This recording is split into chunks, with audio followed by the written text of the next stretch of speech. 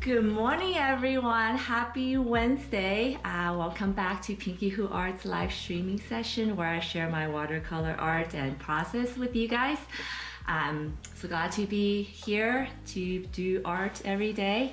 If you're new and if you haven't done so already, please hit that follow, subscribe button and turn on the notification bell so you never miss a session from me.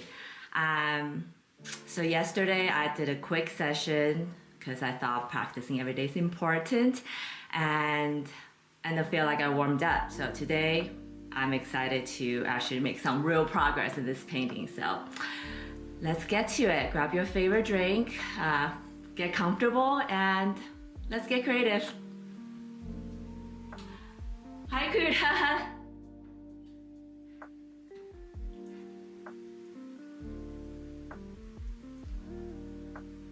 Okay, so yesterday, if you didn't join me yesterday, I kind of updated everybody about I'm in a new space with some new setup, so I'm testing it out and perfecting it as I go along. So if you feel like there's any improvement that needs to be made, please let me know. I would really appreciate it. Okay, so we started with this girl here. I think that's where I stopped. This flower is where I stopped yesterday. So today, I'm just gonna get right into it with this blue color I was using yesterday. And I am gonna try my hardest to kind of cover up all these unpainted areas so I really know where this painting is going. Because right now, it's so unfinished, I can't really tell. And if you enjoy this session, I'll really appreciate it if you give me a repost, tell somebody about it. You'll all help with my artist journey. Okay, so I'm gonna try something. So yesterday I kind of did a wet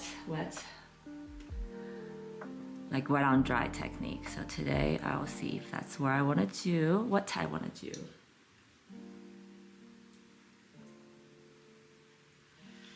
And yes, I still haven't painted the hair, but I will definitely get to it today, hopefully.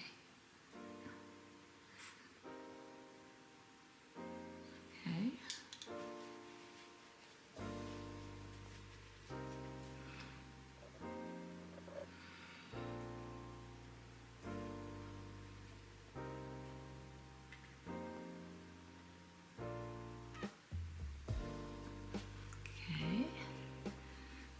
Starting to, and I was kind of thinking before I started going live, what I want to make the middle of these pink flowers. And I think the solution I came up with, because I mentioned yesterday that I think I did too much pink, and I think the solution will be to make the center maybe not all blue, all the way blue, but maybe somewhere in between. So I'm gonna try that. Like this one here, which is really a cool flower, cool color. Oh, I think I was covering that up. There we go.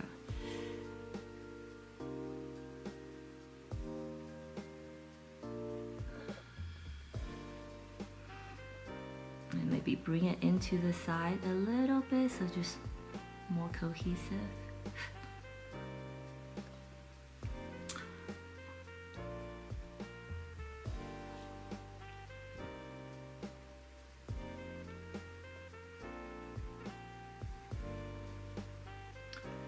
Okay. There we go.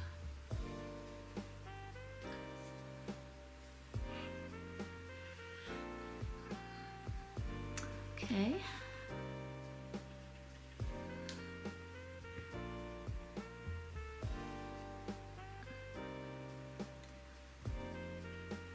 I think I do prefer paint wet on wet. I find I think I might be more comfortable with it right now. I don't know why.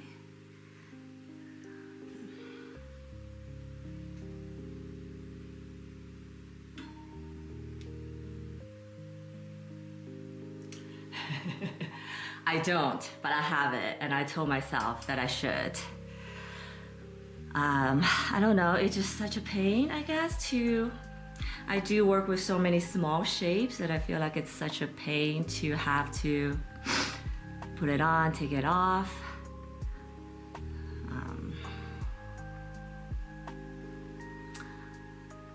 I do have it though, and I feel like if I ever had to paint a straight line,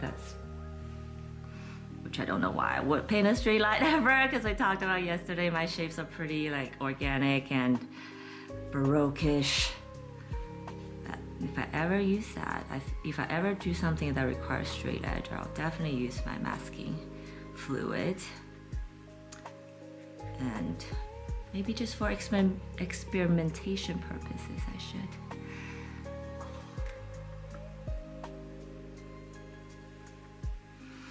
I'm just adding a little bit of shadow in these areas with this color just mix, which I really like. I think I already went in there yesterday.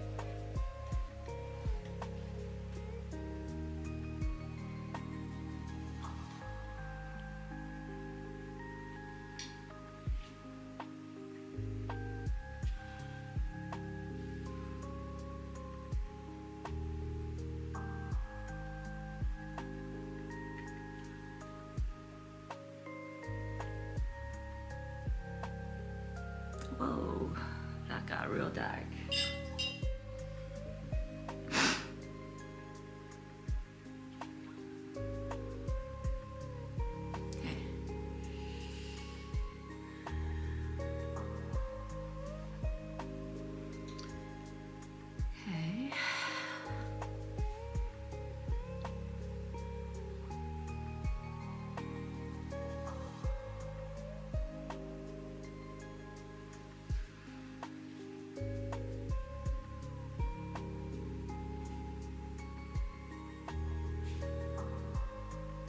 I think I mentioned yesterday that I don't love painting these tiny flowers, but it's quite challenging for me. But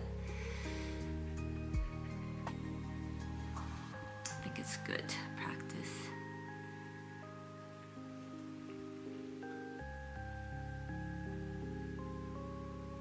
Oh, that's a good idea.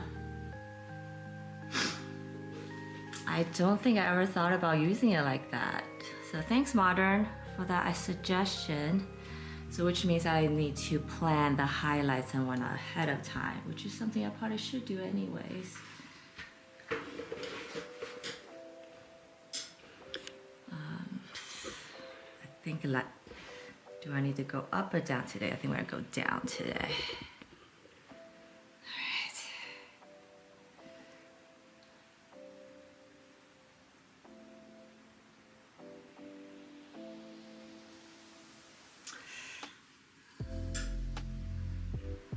That's you know, but I have find that I have gotten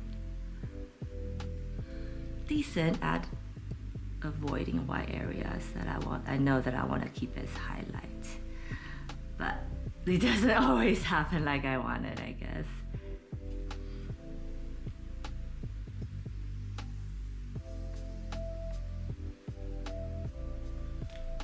Like this right here.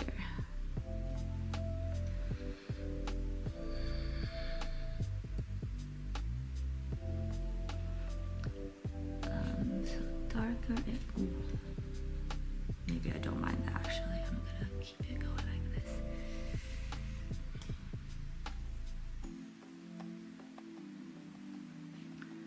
Kind of go dark or go home, right? No, it's terrible advice. Don't do that.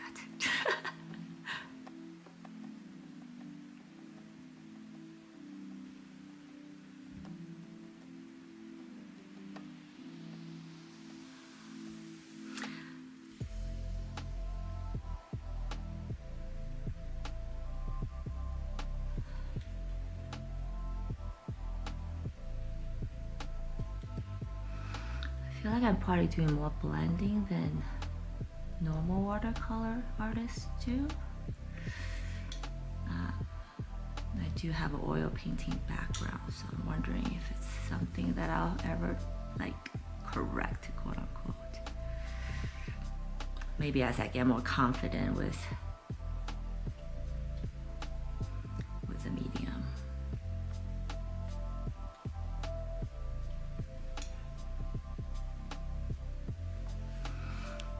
I am just gonna go right here with some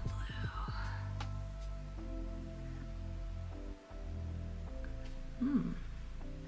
I do like this darker blue actually. Let me do that here.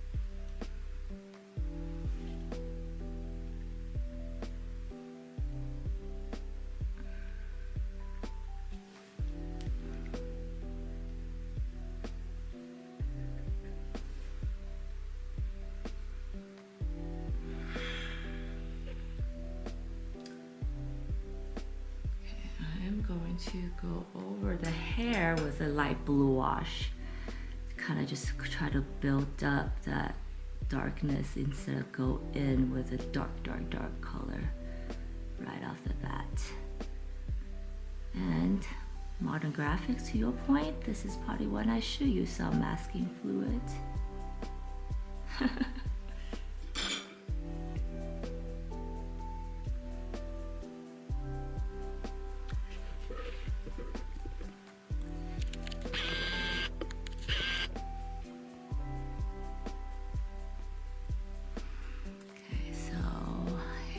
Here's probably gonna be darker.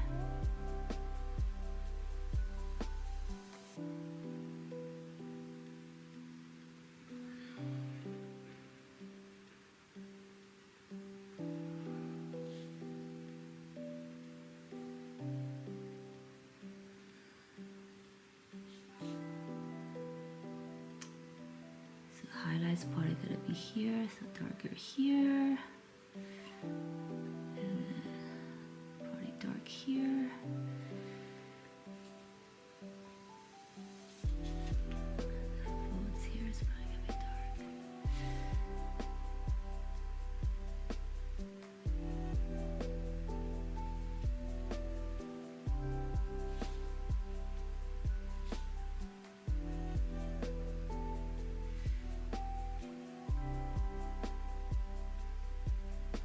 And today I need to remember to use different brushes because yesterday I was so rushed. I kind of just end up using the same brush, and that was not a good idea.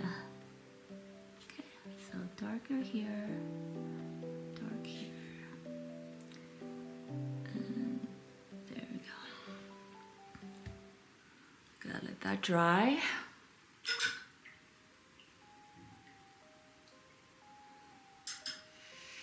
Yeah, I don't know if you're here when I explained the whole premises of what inspired me for this painting was that I saw a TikTok video, or maybe it was Instagram, about this artist did a piece on like what I feel like when I'm listening to music, and I was like, that's just such a good idea. And I started thinking about what I feel when I listen to music and what is it like for me. And this is kind of what came out of it. I'm gonna try to, okay. I wanna add something, okay. I'm doing it again. Okay, different brush for that part, come back to it. Okay, I'm gonna keep going.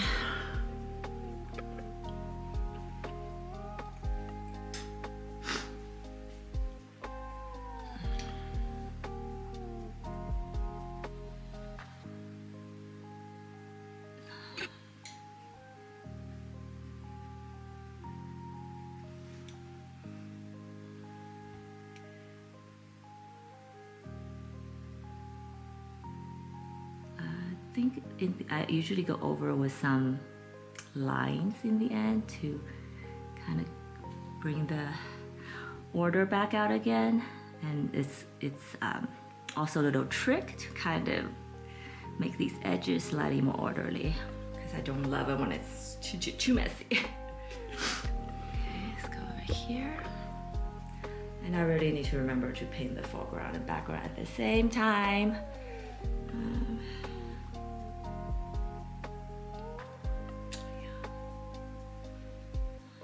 I don't always follow the same kind of order when I paint, and I'm wondering if that's a good or bad thing. Oh wait, I don't want to do this.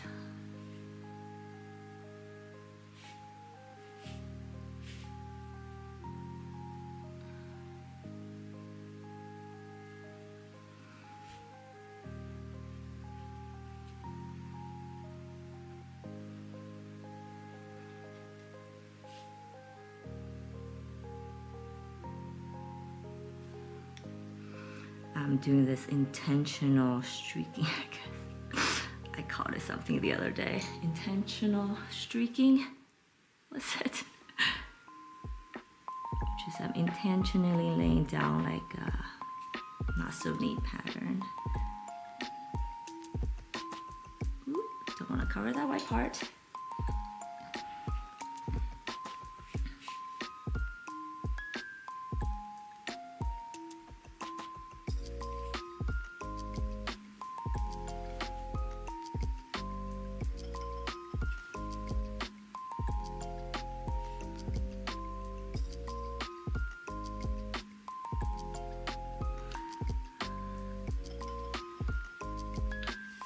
Hope everyone's doing well today.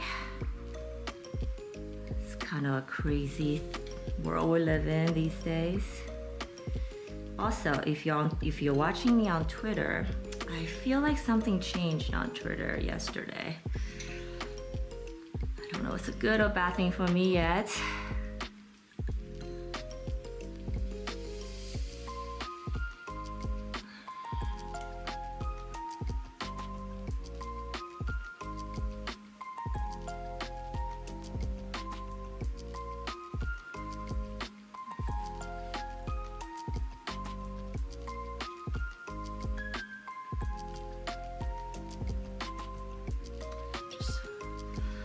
Really love this blue color that I have out of the box. Can't believe it.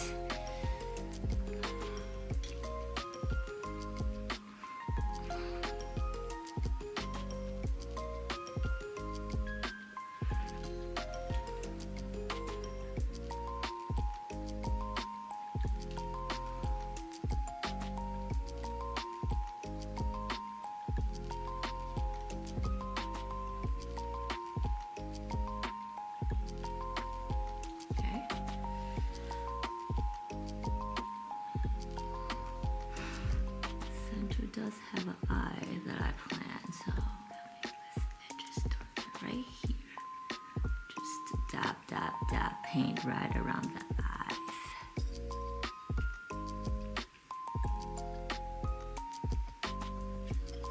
Yay.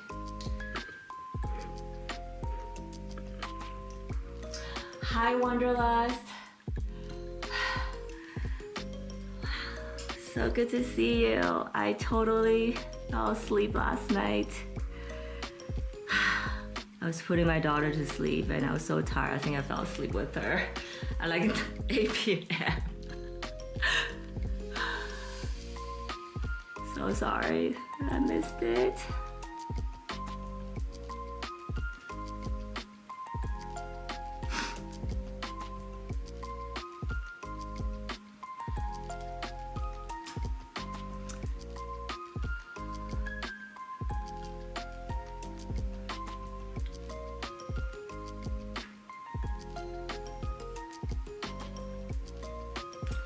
I'm good.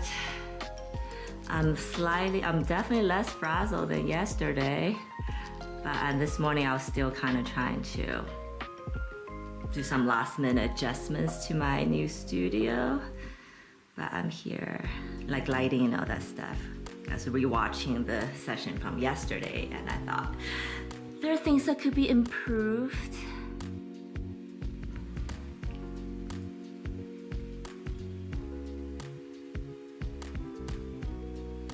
It might be some things that you guys probably even noticed. Or probably don't even notice, but.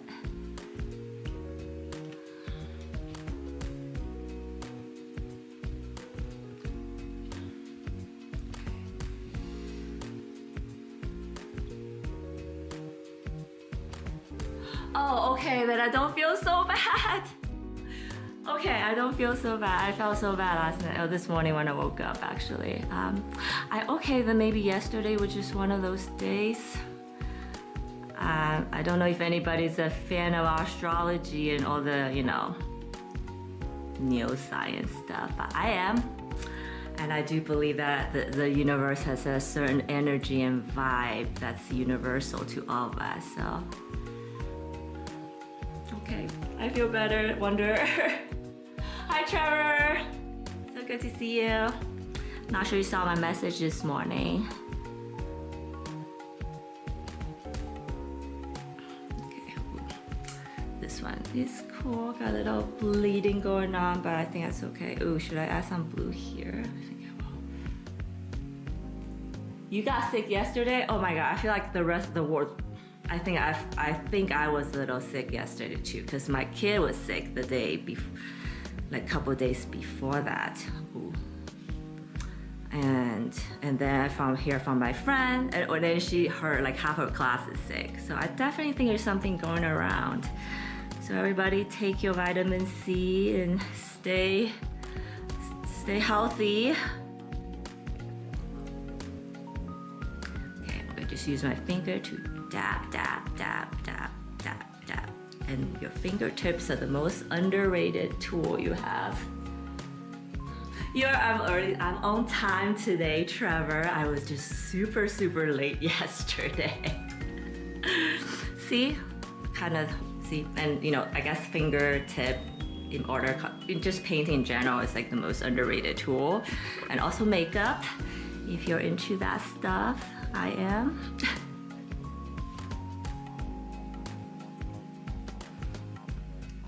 I'm trying, my goal today is to paint all the areas that's not painted or left untouched for whatever reason.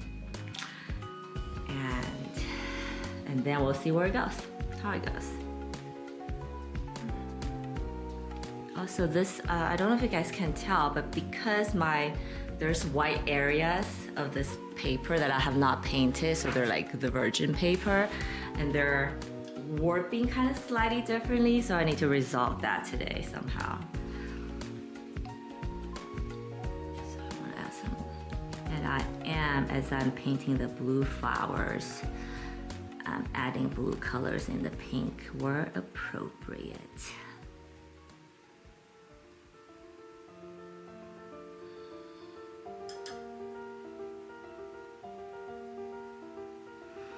Is this appropriate? Nope.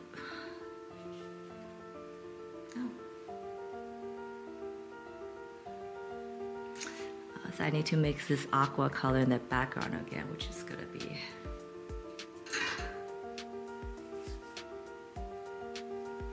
Yeah, right. I read this book called The Diamond Cutter. It's actually like a Buddhist book applied to business and life. And it kind of like changed my life in a lot of ways. I know it sounds so woo-woo, in a lot of ways, but it talked about a lot about like the reason you're not succeeding or not getting what you want. There's like a cause for it, and the cause might not be what you think, and the book kind of got into that. So, and the book says that there's definitely a overall energy that drives everything that's happening in the world, and the successful people have tapped into that and have either predicted or tapped into that.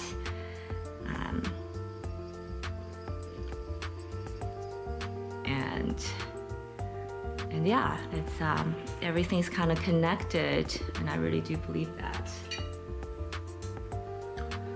So these kind of look good. Oh yeah, kind of like these flowers. This one I don't want to get too dark because it is on the edge, and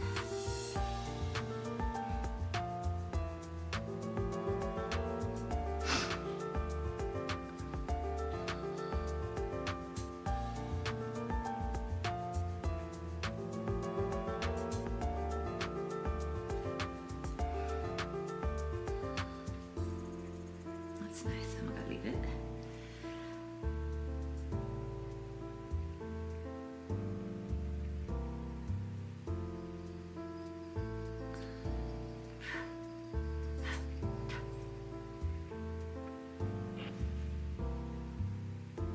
Yeah, the book is called Diamond Cutter, and I want to like everybody in the world to read it. And I feel like if everybody read it in this world, I will feel like we'll be all better off as a society.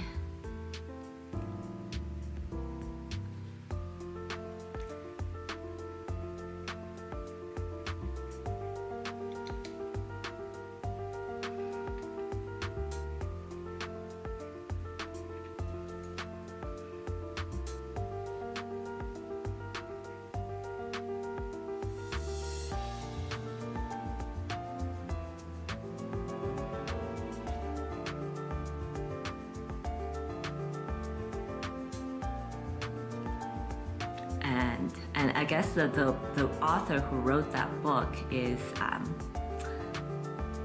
a monk turned to businessman in the diamond business, like New York, you know, down Diamond District, hardcore. So I guess because of that, I know a little bit more about diamonds too. Leave that be.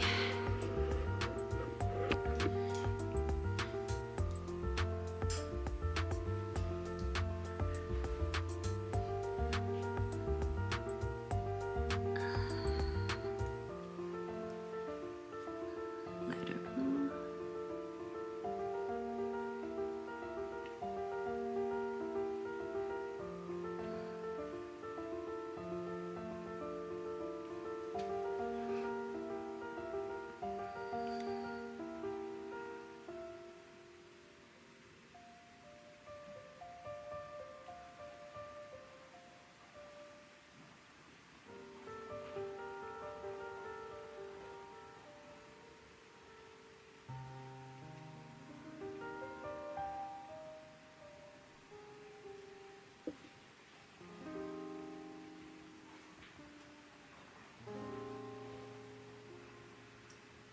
Okay,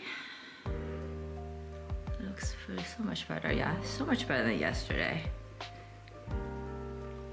Because now the pinks have two tones, some dimension now. The blues coming in, and I officially declare that my painting has exited the ugly stage.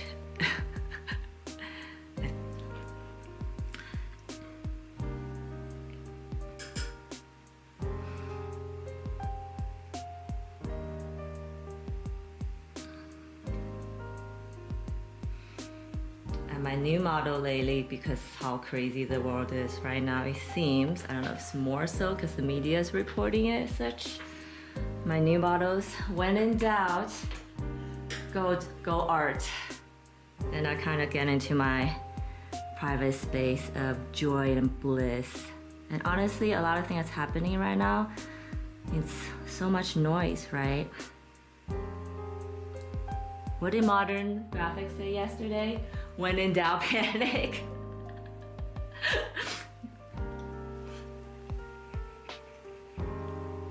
Never panic, maybe. Yeah, 100%. I don't own a diamond. I don't even have a diamond engagement ring because I told my husband to not get it. I don't really care for it. And yeah, totally agree.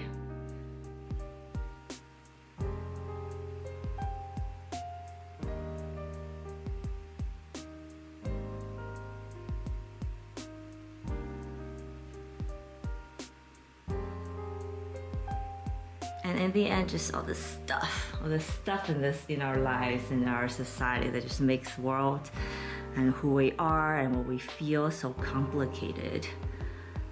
It's like get back, slow down, get back to basics, worry about the things that actually matter. Does this make a huge difference? I feel like not really.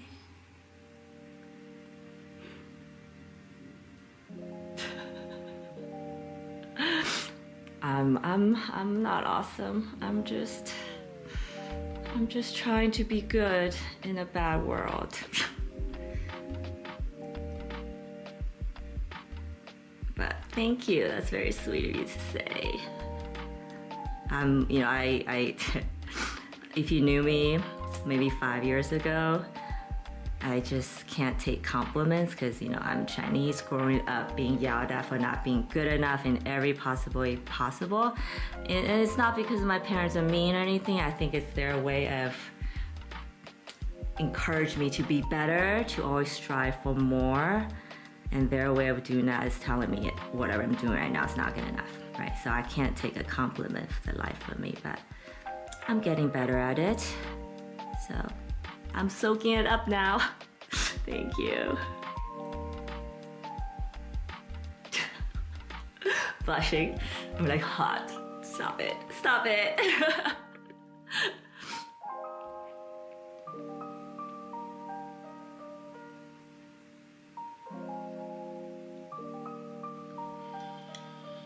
I don't know if Ben is here. Because we talked about Sumi ink yesterday, and I went online to see if it comes in any other colors, because I feel like I've seen other artists do it in like colors, but then as I found out, nope, I think it only comes in black. And I actually didn't know this because Sumi is a Japanese term, but it is very much the same ink that they use for Chinese calligraphy. It has a certain smell to it. I think it's thicker than our fountain pen ink, which I do use from time to time. But I didn't see anybody making them in colors, which I thought was interesting. So now I'm realizing maybe the artists who were using it must be using it in combination with watercolor. And I do want to experiment more with these kind of multimedia painting.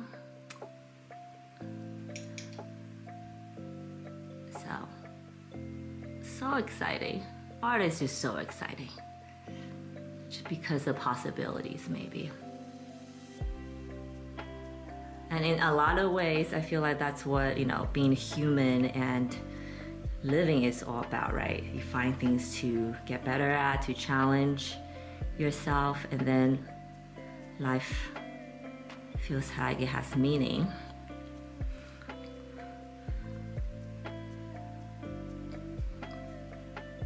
And it's not about how much money you have, because we know money doesn't buy happiness. It certainly solves problems, but I feel like the most unhappy people I have seen or experienced are probably children of really wealthy people, because they have everything they ever wanted, and there's no struggle in life, and there's no a sense of purpose, and I would never want to live that.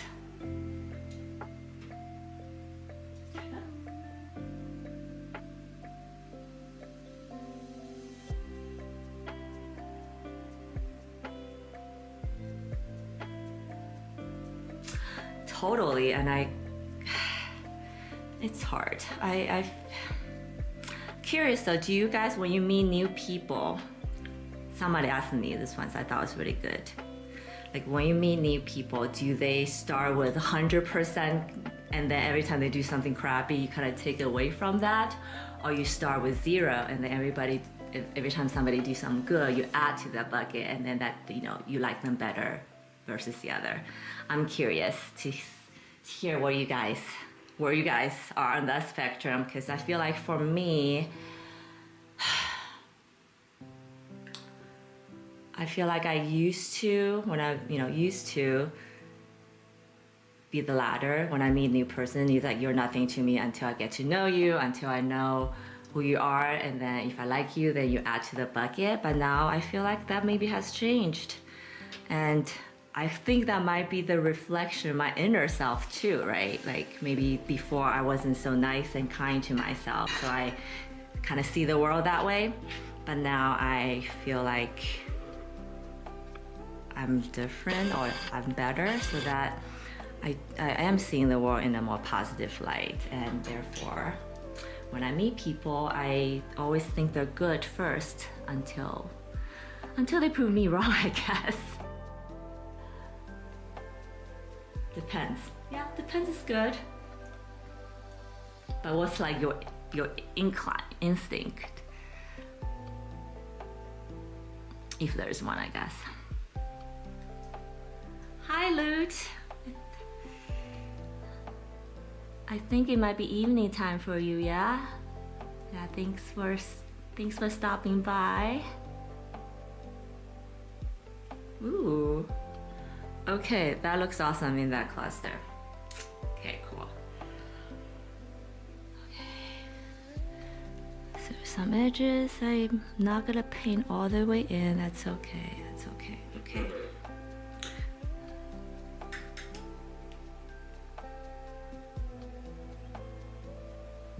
Awesome.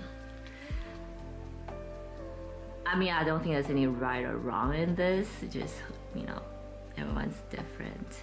But I did have that discovery about myself as I was thinking about this question.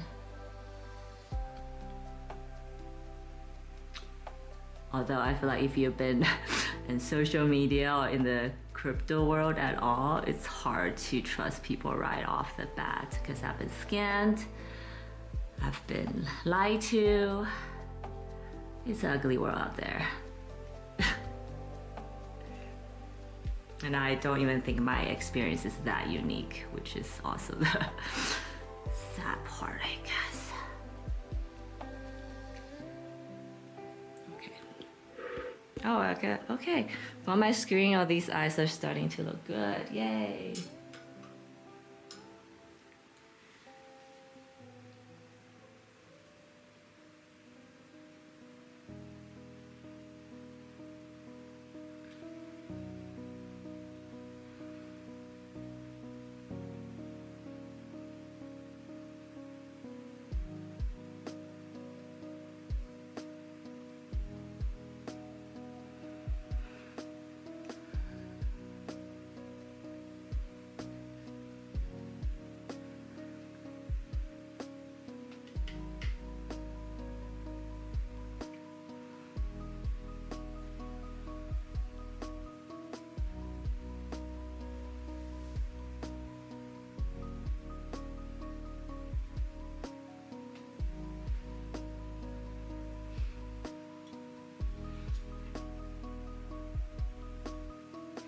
Yeah, I get that. Some people just, you know. I also feel like, yes, I agree. Some people are just not so nice when you just kind of get a vibe, right? And I do believe that you should trust your instinct about people for the most part. I think it's rare that somebody surprises you the opposite way. Is that pessimistic of me? Rare, but not never, I guess. And think you wonder, I know, I was so nervous. I think I shared this. I think this is the most technically challenged piece I've attempted, and I think I'm working through it. Sometimes I started painting knowing exactly what I'm gonna do, the colors I'm gonna use, and how it's gonna look. This one I wasn't so sure. But I feel like this one is also the most like serene and meditative piece I've done, which is what I want to get to eventually. Or not eventually, just now. I want my art to make you pause, to make you think about the important things in life.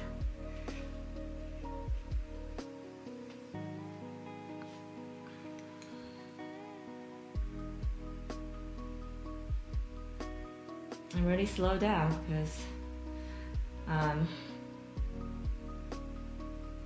that's important too, yes.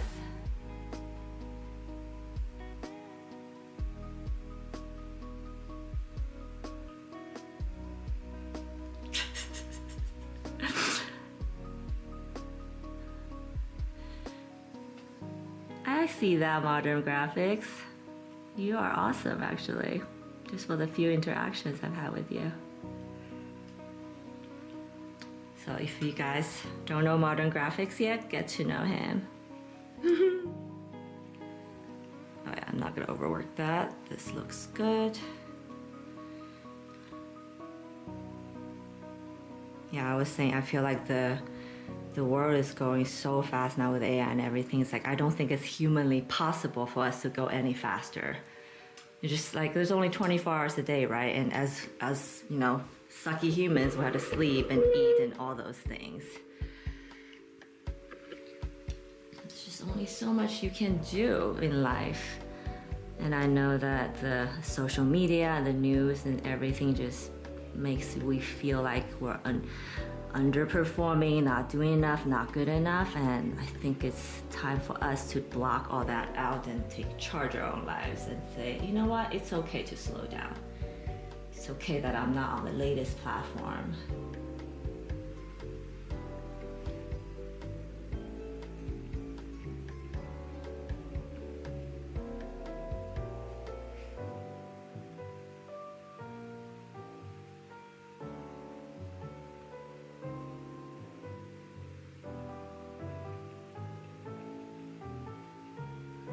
And yes, I'm not using any black in this painting.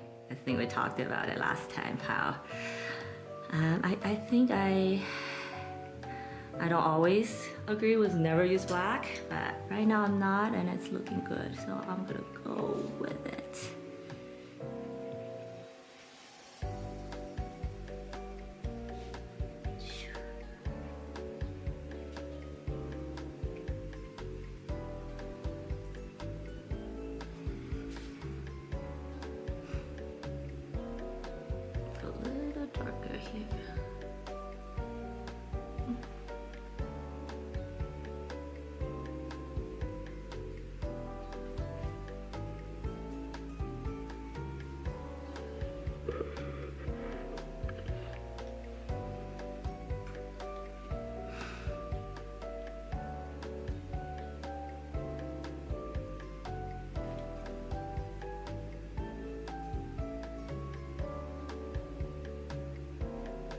Hi, Agent 415. Welcome. Welcome back, I should say. I think you've been here before and you said hi. I really appreciate that. Yes, if you guys are watching, please drop a note to say hi, because I don't know if I always see who's on it. I know on X I don't. And then on YouTube, I had to click into that video, like there's a tab that I never find to see who was on.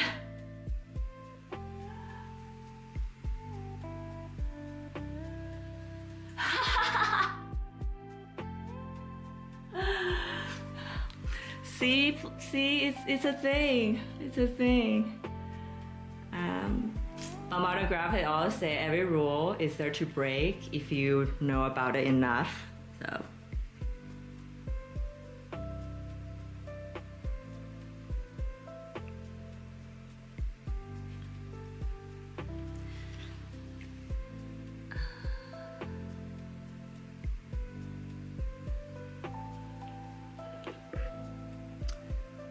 Let's do a far-away check. Okay, this is good. I like how dark that is. I'll go back in some more here before these dries, because I think the other ones are dried and too late for me to do this, and it's okay.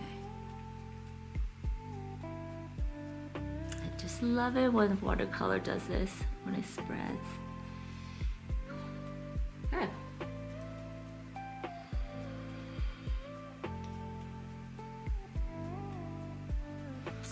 Alright, I guess how to go. So this is what we have at the bottom. I'm gonna go up here now. Did I cover these? Yes.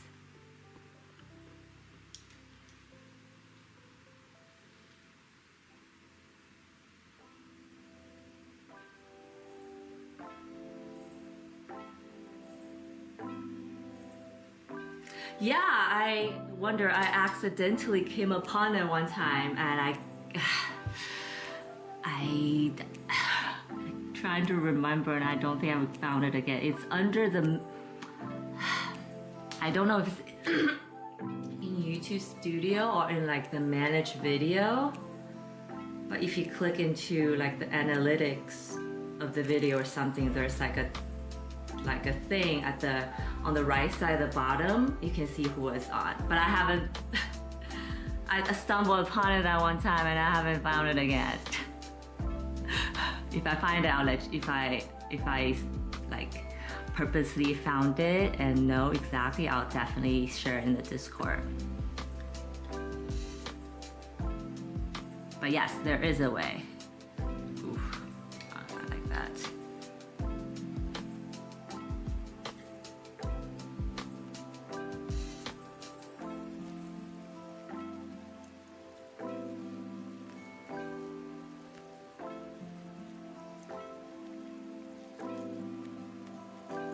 Ooh, I do love tattoo art.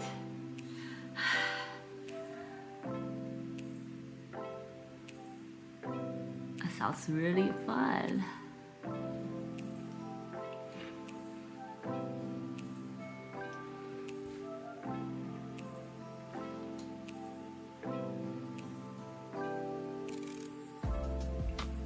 Shading and then pen.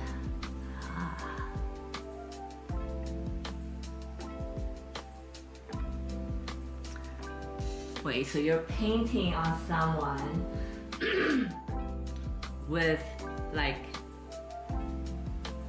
art supply, I'm assuming, not actually tattoo ink, right? Are you using needles right now?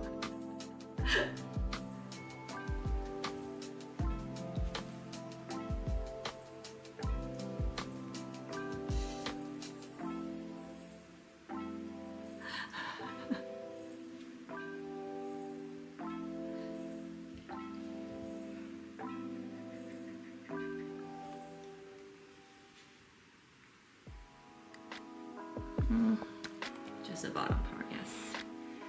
Oh, so loud.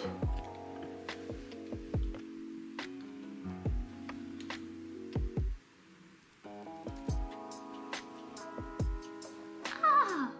Is that what I want?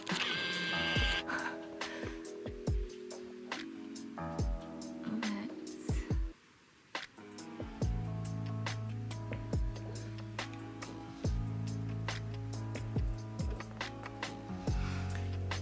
Do you have steady hands? Question number 1. Modern graphics, he said he wants to learn or interested. All the arts basically, gotcha.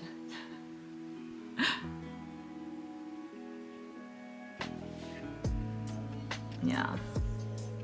I think as a creative person, you kind of just naturally want to explore different things, and if you find yourself not in that mood, you should be. I think being open-minded and curious and continue to question things is kind of important for a creative person. And I guess everyone in general.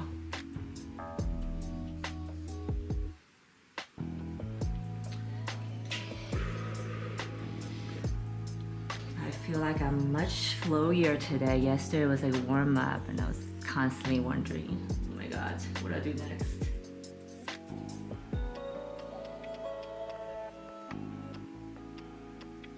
Oh wow, okay.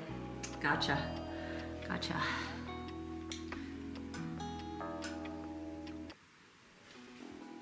I do that sometimes actually. I'll concept and I'll trace it again in Photoshop or something, just so it's like I can undo, faster.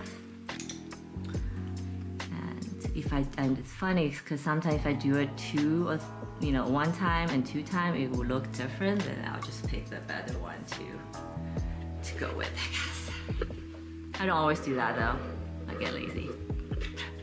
Can I admit that in life? Okay.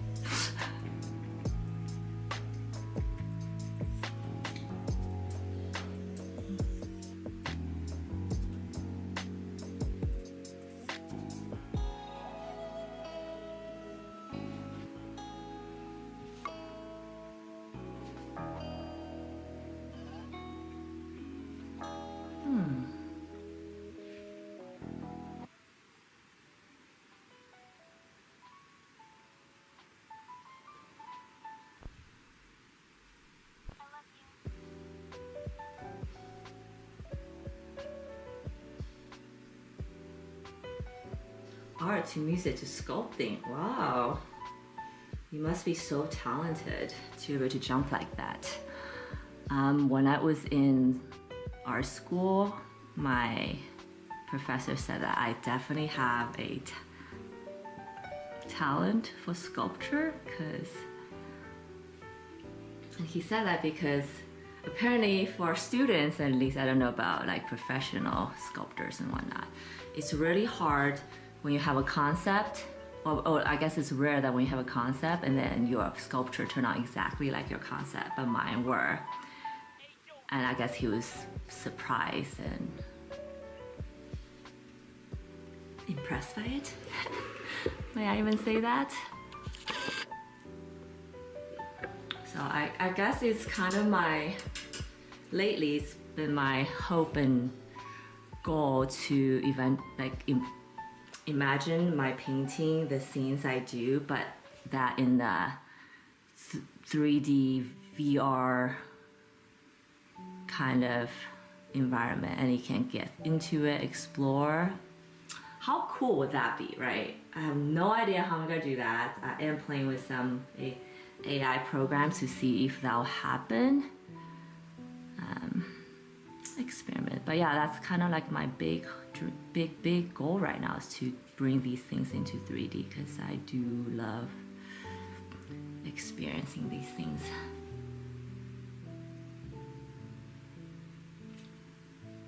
And imagine you can just, go into my garden and relax and meditate.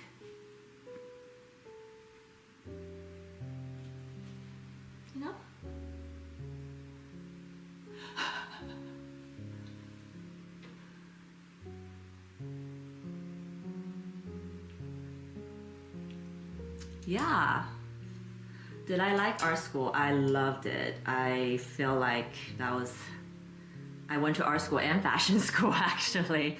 And I feel like I enjoy being a student because you just get to learn so much.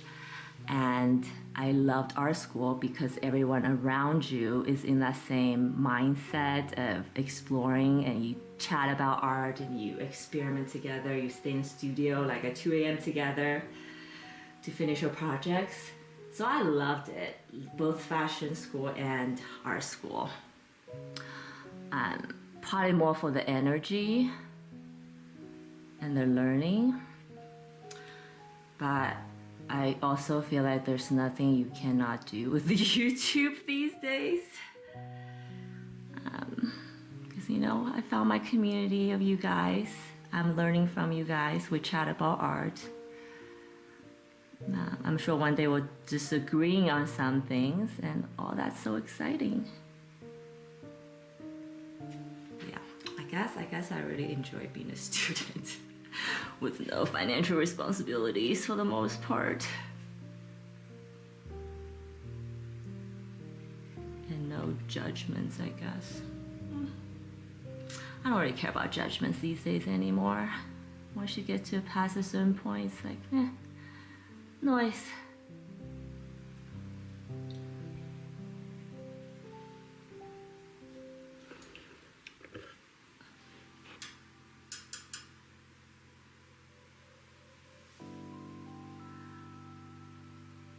Oh, awesome. I went to, my undergrad was at University of Virginia. I studied art and art history. I think I shared that yesterday. Or maybe not yesterday, I can't remember. And then I went to LA to study fashion and shoe design. I was a shoe designer for over 10 years, my previous career. And that was pretty awesome. I designed high heels, I worked on sneakers, I visited Adidas headquarters in Nuremberg, which is quite mind-blowing.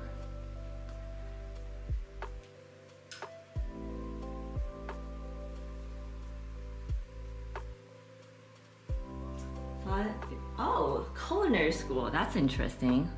That's unexpected. I guess that's definitely an arts.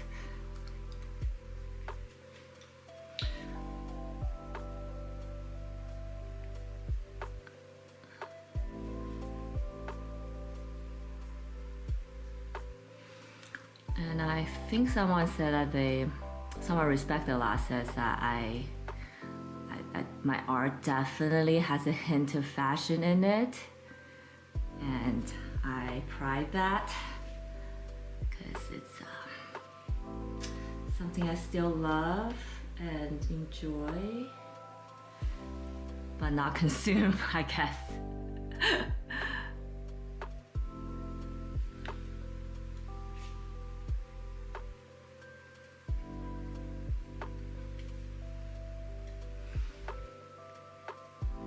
And it's pretty amazing to see how the fashion industry is changing because of AI too.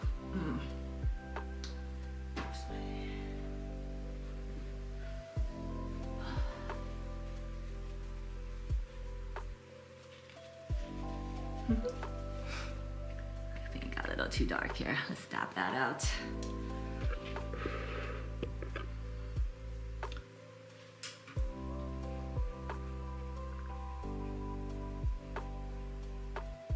So yeah, I guess it's so, you know, I think it's pretty normal now that I realize to change from one art to another. Depending on the opportunity you have in life and your interests, right? I have no musical talent whatsoever. I'm probably really tone deaf, so nothing there for me. And when my friends invite me to karaoke, I was like, do you really want to do that? Because it's not gonna be enjoyable for you.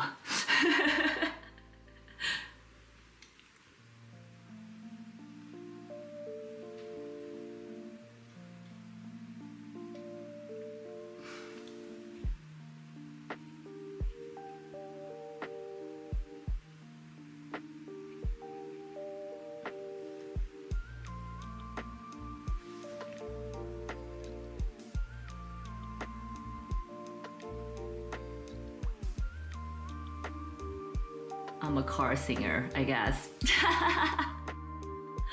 When nobody can hear me.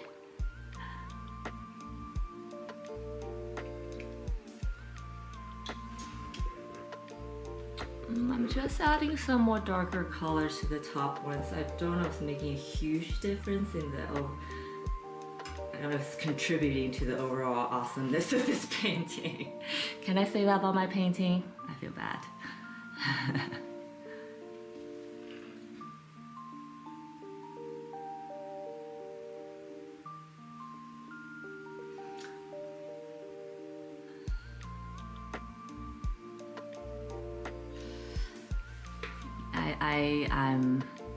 Artists are awesome. They are the special breeds in our society, and we need to protect our class of artists and not let the world crush our spirit.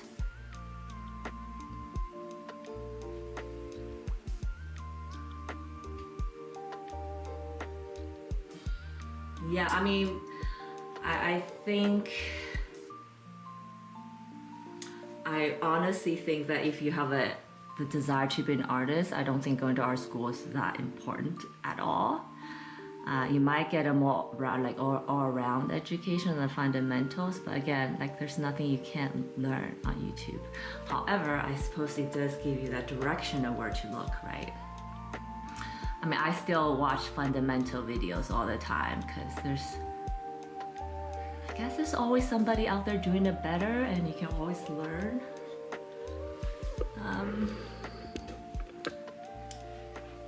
I just recently watched a video about lighting, studio lighting, you know, film lighting. And then I realized, wow, lighting is like its whole engineering discipline that I have zero idea about. But because I am filming videos and I am trying to get better at it, it was necessary. But now I open the Pandora's box.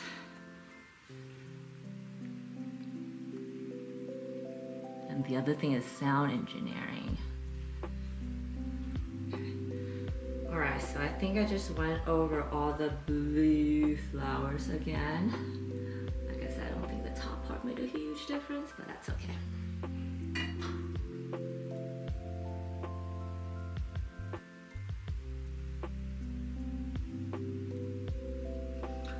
I I didn't even take business class. I think they should take art business. So when I went to school, they didn't teach that. And I feel like they should definitely teach art business in art courses, because it's a whole other side of being an artist that no one really talks about. The promotion, the promotion, the talking about yourself, the artist statement. Yeah, nobody taught like how to write it. There was no class, at least when I went to school in my school, like how to write an artist statement, how to present your portfolio, like none of that. It was just, these are the art stuff, and have fun.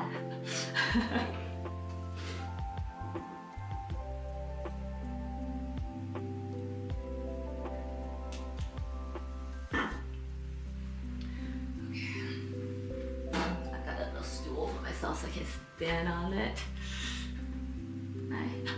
Because I can do. I'm gonna try to not get in your guys' face too much. And yeah, I think I'm gonna work from top down now. Which means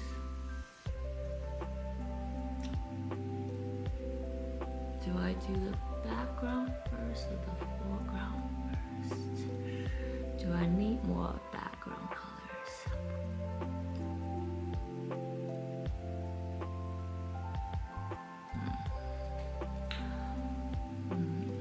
Maybe a little bit.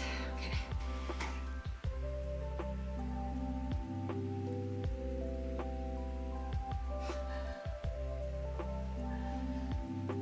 Acoustics or your drummer, Trevor? Is that what that means? Brush, yay.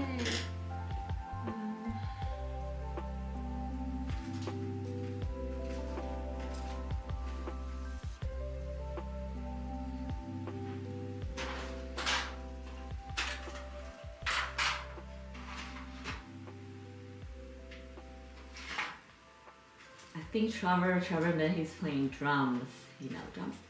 Where's my mixing brush? Am I just totally missing it? Oh. So I have a cheap polyester bowl brush that has really like stiff bristles, and this is the one I only use for mixing colors because I don't want to ruin my other nice hairbrush, horse hair brushes. Not all of them are because I can't, it's too expensive, but I have some pretty nice brushes that I love.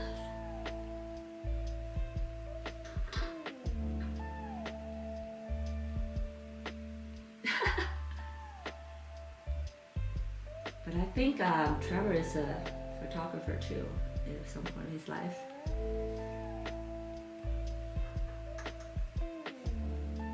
I'm mixing a wash color right now.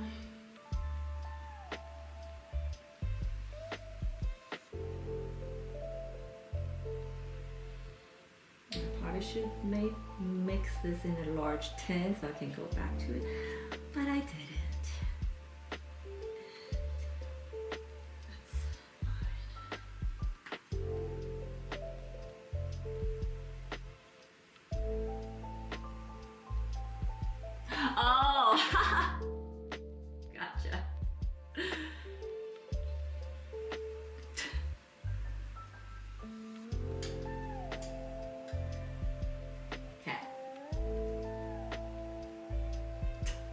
I have a funny story actually. When I was super little, I was in a band, but because I mentioned that I'm just pretty much tone deaf. My coach like slowly moved me to the back, slowly moved me to the back, slowly moved to the back, and then I was kicked out altogether. Yes, that did happen.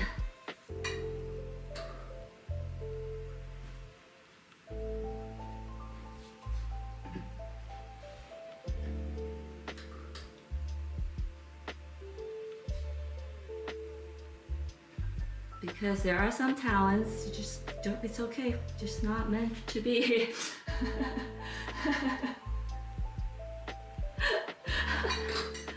All right.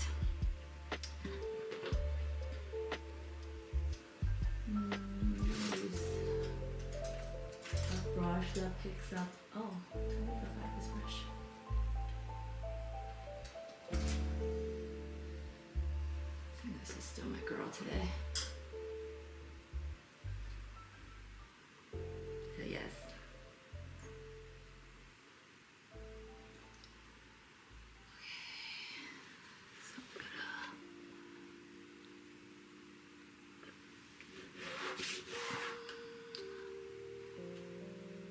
This is what I gotta just go lighten up. It's okay, I'm gonna move it over here now. I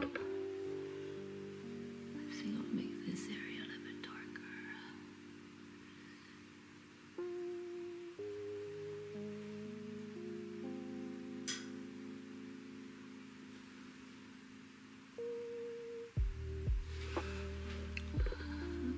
It's super light. Oh yeah, you guys can see. It's cool.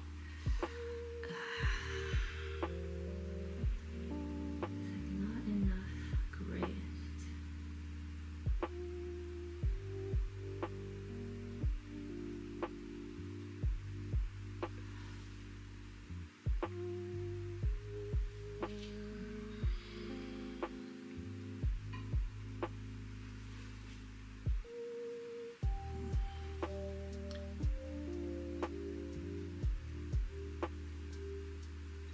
This is why I advise everyone when you have a very tricky color, mix a lot of it when you do.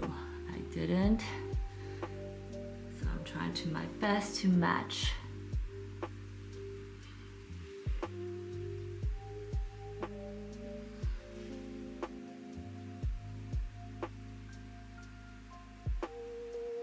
Oh yeah, we're talking about VR at one point, right? Yes, VR art is nuts and I would love to get into it. I think I probably have to like take a week or month off to just deep dive and see where I can get with it. But yeah, I really want to turn into my artwork and scenes into like a 3D VR experience. I'm putting the intention out there in the universe. I know one day it will happen. Okay.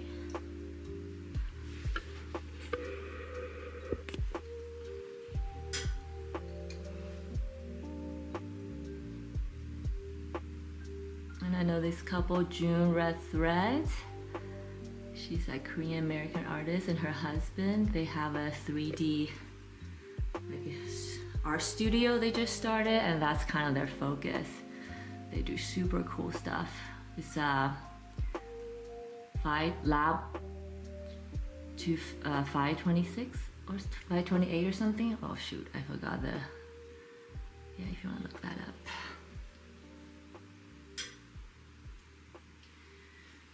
June Rethra and her husband, Chadwick. They do amazing stuff. If you guys want to check out what the forefront of VR development looks like.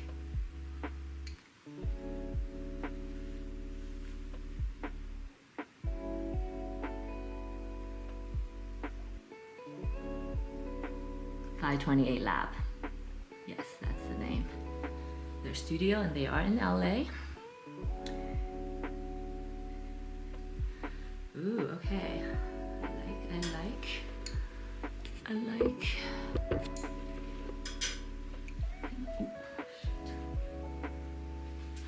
Hi, Catalina! Oh my gosh, hi! Welcome! Thank you for saying hi. I was just telling everyone, like on X, I really don't know who's watching, so please say hi if you're watching, or if you want to say hi. Thank you. Oh, thank you. Yes, I was just sharing that this is this is part of the most technically challenging piece I took on, and I was telling everyone it just passed the ugly phase and it's starting to look cool now. So I'm super excited about adding more details and bringing it to life. There's also like this, when I took an art business class, like there's the sentiment that like as an artist, you probably shouldn't spend too much time on each piece, because if you're a professional artist, there's like a production schedule you should set for yourself. Instead of spending like 10 months on the painting, where adding details, maybe in the end, your collectors or viewers probably will tell a very minor difference, versus getting a painting like 80% there in your mind, in the artist's mind, and then it's probably perfectly fine with everyone else. And I'm just having such a hard time like listening to that advice, because I do think that sometimes details are what makes a painting, right? But then if you go overboard with it, then maybe. And I don't think anybody should spend 10 months on a piece of painting. There's something really, really wrong if that's the case. Maybe you can go back to it though. I do go back to my old paintings occasionally. Yeah, so Catalina and everyone who's here, I go live Wednesday. I try my best to go live on Tuesdays, Wednesdays, and Thursdays. Usually around this time. Yesterday I was a little late. And I usually go on for a couple hours, few hours. And if I am not live, I usually put a post to tell you guys I won't go live today. So you're not just wondering. Oh, oops, am I off the screen? Oops, sorry, forgot. So I'm gonna bring these aqua colors in here now.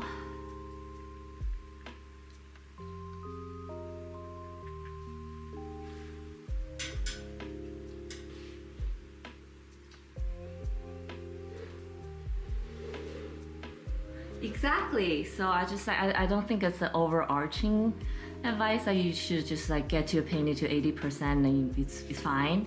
Because I do think sometimes it's the details that makes or breaks a painting. Or it's the details that makes a painting good versus amazing, right? And I think we all want to be amazing. Good enough, just good enough, right? We'll see when I'm so big that everybody wants to buy my painting. We'll see how that goes. Haha, when I get to it.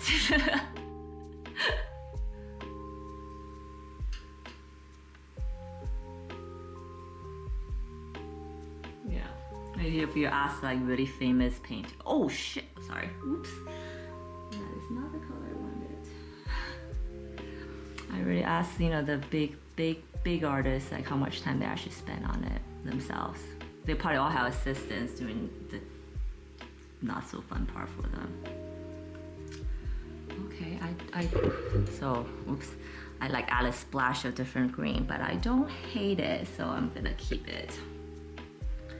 So, yes. And I don't think I can see, but because I added the surrounding areas, the highlights of this flower looks much more crisp and clear now, which I like. So moving down.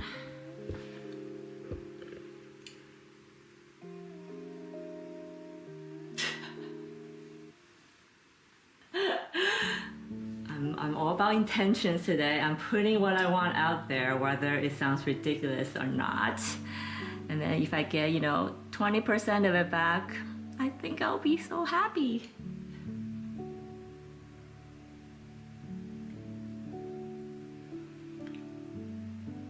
Oh, I love this track. So peaceful.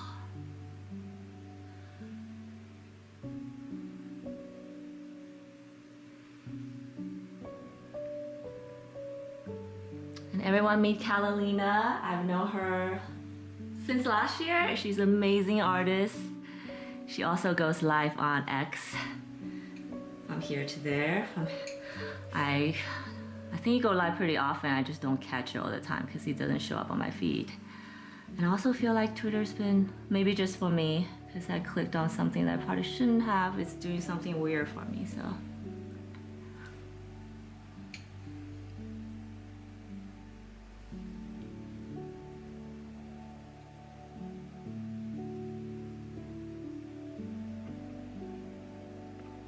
Yes, come down.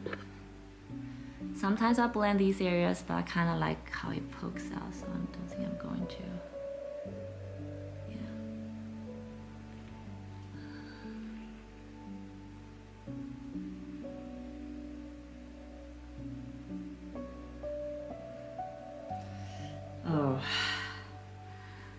Yeah, pricing art is probably the biggest headache for artists. Carolina and I talk about it all the time. It's like, and I have read tons of articles about what's the right thing, and actually the opinions all over the place. There's some authorities on ArtNet, believe it or not, to say that you should charge what people will pay. So even if it's like $300 for painting that you worked on for 3 months, that's still better than a painting not sold. But then I also hear opinions like you should never price it so low, because once you go so low, it's hard to go up from there as you get more well known. And maybe people just won't take you as seriously because you price your art so low. So I don't know what the right answer is for you guys. I'm still trying to figure that out myself.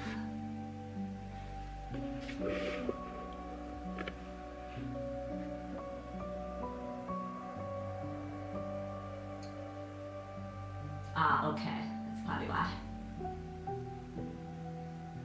Hi, Kurosora. Welcome back. We're talking about art pricing, which is kind of a hot topic, I feel like, for all artists and for the aspiring artists. So, you know what my trick is? Actually, I don't know if it's a good trick, but every time I sell a piece of painting in real life, and maybe like 4 or 6 months later, I double it. I double the price. And then when you get to a point where people stop buying it, then you know you have kind of hit the price limit. But don't go down from there. Now it's kind of your goal to work your way up to that point. I don't know if it's good advice or not. It's just something I do.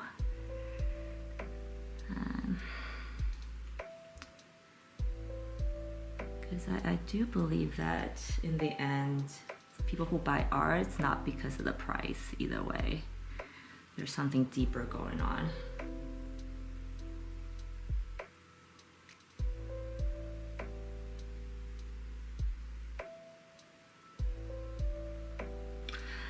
That's okay, Kurosara. One day you might feel like you want to sell it, and it's one of those things you kind of just never know who will buy your art, even the crappy art that you think are crappy, because it might not be crappy to another person, right?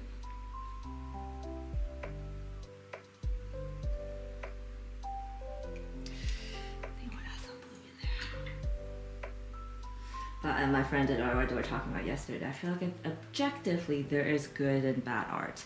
But once you pass that point, then it's subjective. So I feel like I'm in a little bit of disagreement when people say art is totally subjective. Because I don't know if I really truly believe that. Would love to hear you guys thinking on that though. This might be a good discussion topic for us here.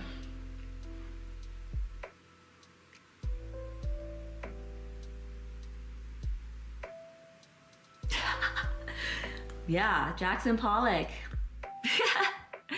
That was the first. There is this documentary on YouTube actually.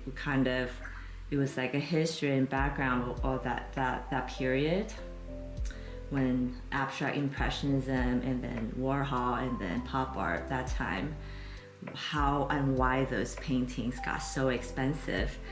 And believe it or not, a lot of it was due to money laundering business. I don't know if you've heard, but artwork is a great tool for laundering money. And then people just end up paying so much money. And there's like an organized effort to uplift those prices, those artists, so that people can park money into it. It was pretty crazy.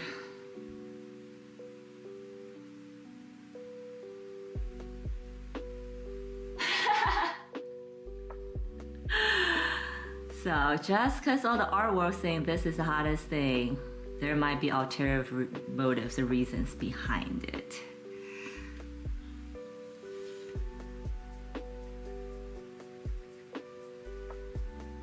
and like, and Basquiat was the other artist they talk about. I was kind of got caught in that era. What was a result of that kind of activities, I guess. It was a while ago I watched it. I don't know if it's been taken down since, because who wants to spread that information, right? Okay, so I'm adding some blue in these aquamarine color areas. Cool. So I think this area is definitely start looking more complex. Yes. Go here now. This area is feeling a little bit empty to me. So I'm going to drop in some background color and then start adding details, which is my favorite part of my whole painting process.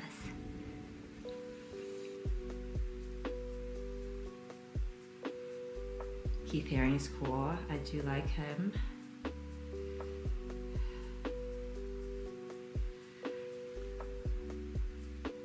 I guess I'm more interested in the meaning behind all his dead man figure on the floor than the actual line art themselves. But I guess, you know, if the concept is good, the skill and all the outcome maybe is less important, or the appearance of it is less important. So I guess I am a believer that in the end art is not just about pretty pictures, although it helps, but it's really about the story and the journey behind it.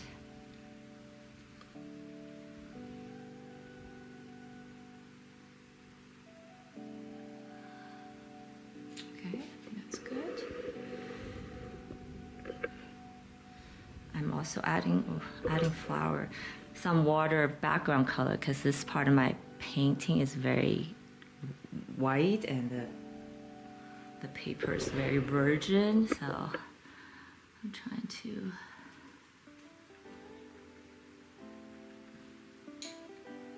weather it a little bit. It sounds so wrong, I'm sorry.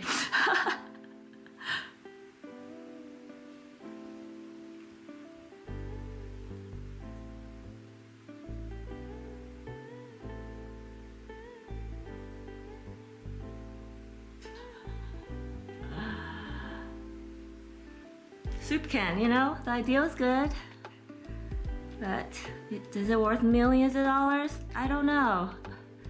But if you get one person to pay $1 million for it, then it's justified suddenly. And that is a big scam of the art industry. I say millions, probably hundreds of millions of dollars, or tens of millions of dollars.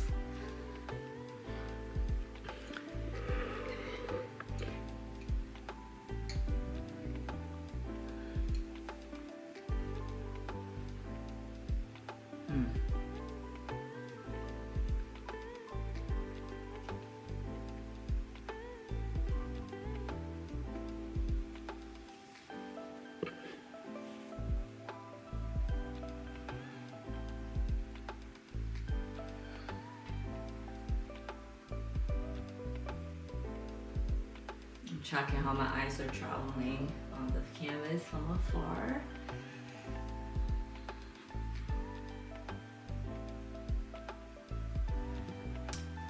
Not too bad.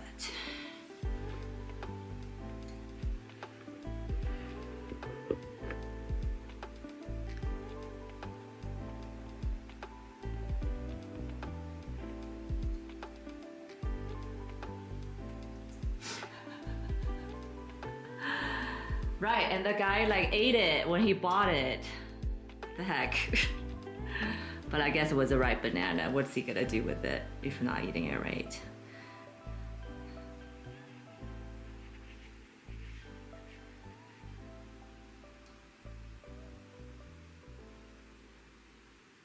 Okay, thank you for stopping by, Kurosara. Have a great day. Let's hang out again.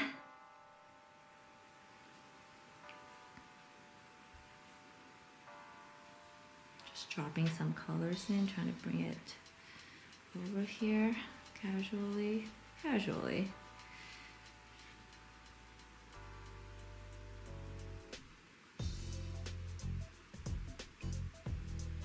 Hi, Ben. I just got into work. Okay, Wonder. I'll check to see if I'm streaming tonight, and hopefully I won't fall asleep. But I think I'm okay today, so I feel much better than yesterday. Modern graphics. Are you calling out sick? Is that what that means? Oh no.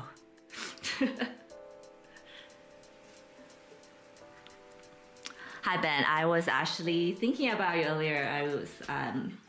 I actually looked up Sumi ink afterwards and learned a few things because I was checking if it came with any other colors. It didn't. It just come in this ink black. But what I did discover is Sumi is a Japanese term, and it's very much the same ink they use in Chinese calligraphy, which I did not know that actually.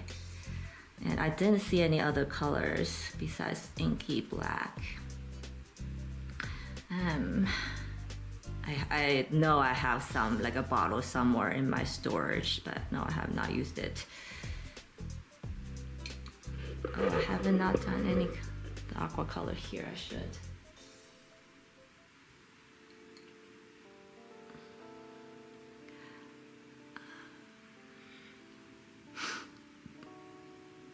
But I have shared in my previous streams that I am actually trying to study Chinese watercolor right now, because I like the, you know, like the brush, the gesture brush, and the first, like what you put down is it. There's not so much manipulation or rendering is rendering for computers, but you know, manipulation and blending happening. It's very much like Chinese calligraphy, where the art is in the gesture and is in the planning of negative and positive space. And I thought it'd be so cool if I can incorporate or get so good at it and then do that with my watercolor style.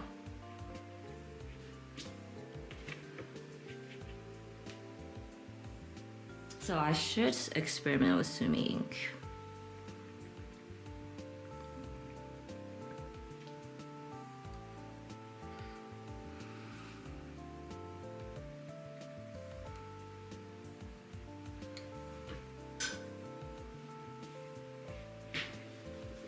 I know, I saw your message when I was checking at the end. And you don't know her name at all. She's probably some like a person making all that out of their garage, and it's probably the best quality you'll ever get than those manufactured ones you get from our stores. So every time you see, guys, when you see art supplies like that, buy it. If it's not too expensive, I guess. That could be the other problem. So I'm bringing some of this into this corner right now.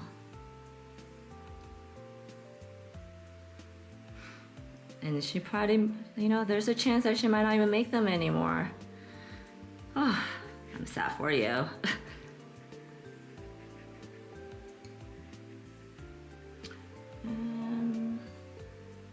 up here.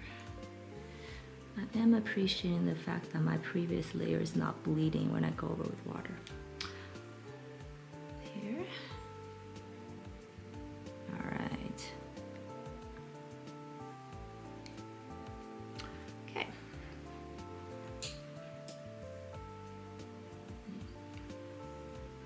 Just saw a spot on top. Maybe I want to do this too. Real quick.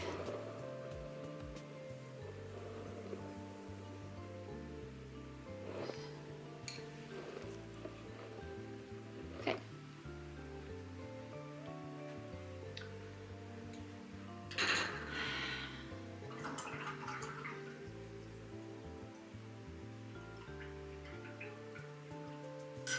Oh, I know. I Oh, I think that must be so amazing to watch, like grinding up the rocks to make the pigment and then blending it with the medium, the mixing medium or not. Okay. Okay, I'm gonna go back to the hair. She's dry now, and cross my fingers I don't mess up. And then I'm gonna go add some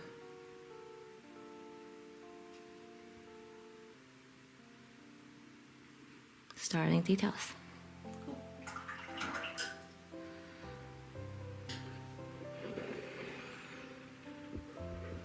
So I went over with a like a blue color already. So I'm gonna go over again with a darker blue this time.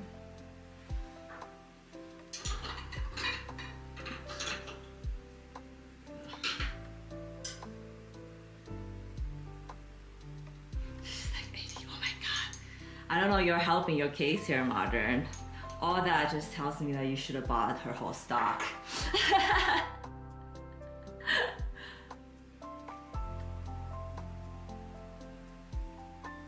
I'm 80 years old making handmade watercolor ink or painting ink. You just don't run into that every day, you know? So now I'm not gonna wet the base. I'm not going with a blender ready. And I'm gonna start with these less scary areas.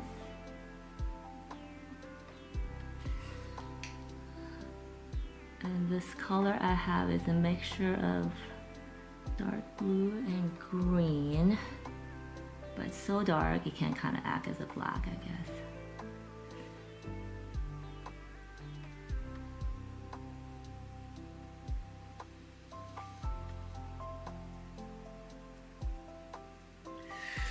I'm holding my breath.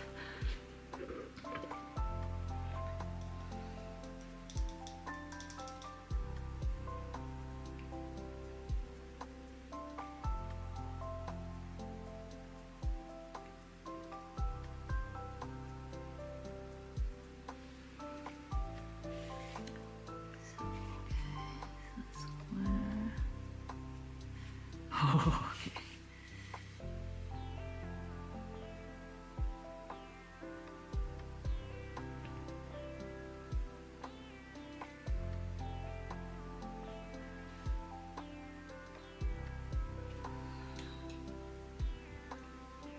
Blend quickly.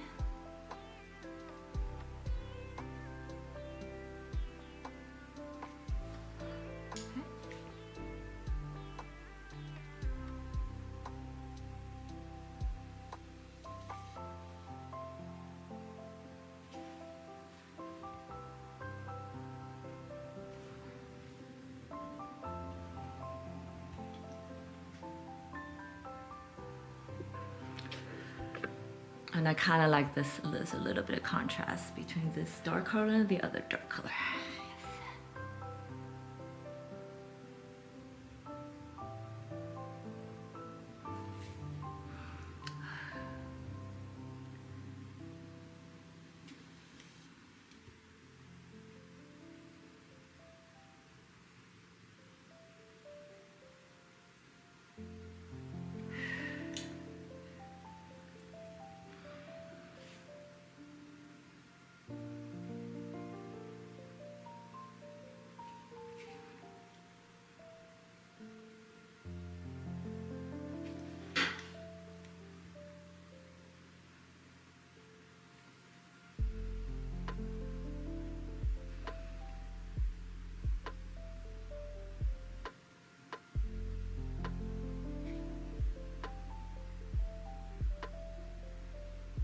I suppose if there's any real skill involved in what I'm doing, this part is it.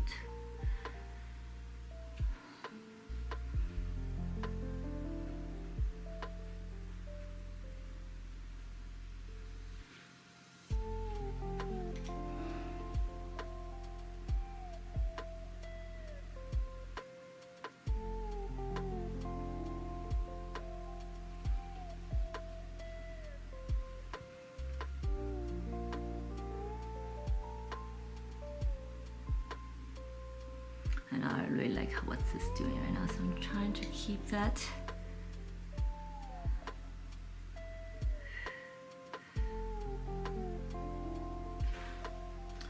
Leave that be.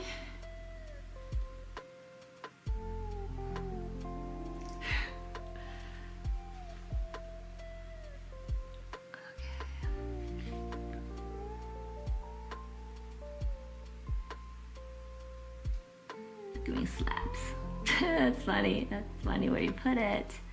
Well, hey, at least it's not black, right?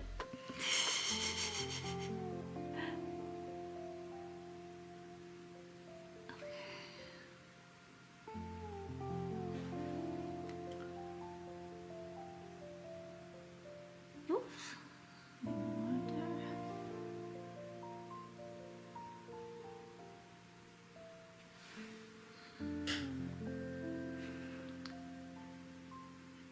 Hands are shaking a little bit. Let's make it deliberately messy because no hair is really that even ever.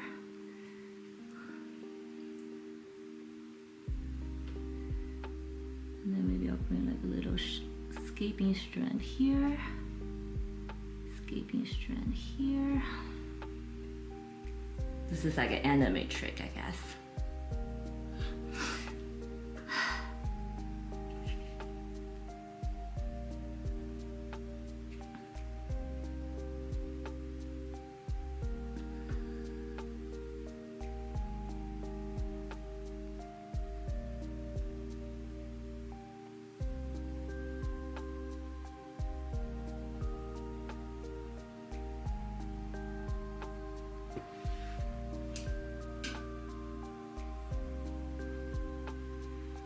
Okay, sounds good. I'll probably be here. Now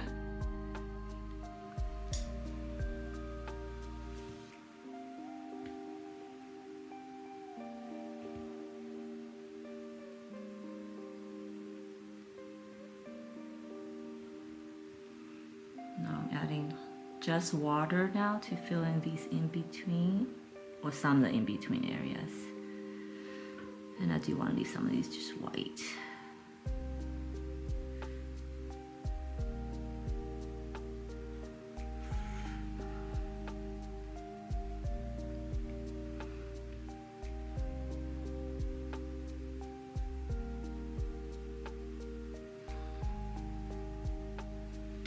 Just darken the corners a bit more.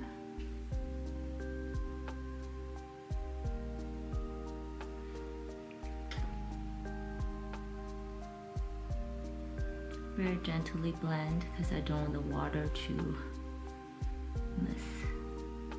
I want the water to go in. Okay.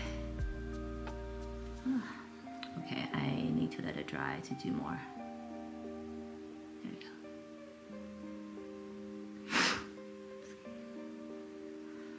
Okay, I'm gonna let that dry first and then see if any more things are needed.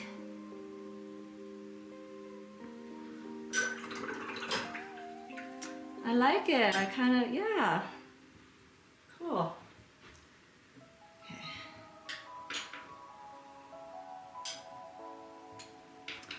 Okay, now I'll probably do the face another time. I'm too nervous to do the face right now. Okay, so now I'm gonna do my fun thing of adding details, but not go overboard with them. Usually my details are in a darker shade, but because this piece is so serene, I don't think I want them pop too much. Okay, so I might need a little bit brown. Ooh, this might be a time to use some brown here. Some brown. Okay. All right, we'll start with this area and see how it goes.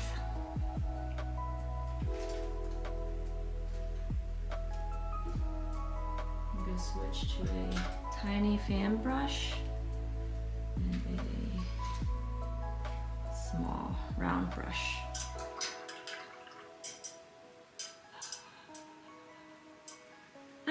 Okay, show it to me. Send it to me when you're done.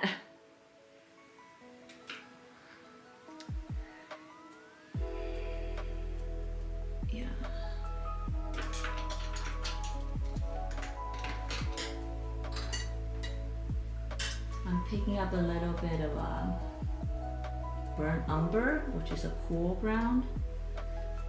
I've complained about how much I hate brown, but it's kind of a necessary color because it's a good neutral.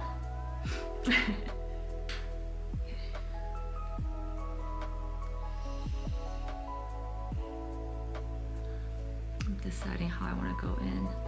I think I'm going to start with this corner.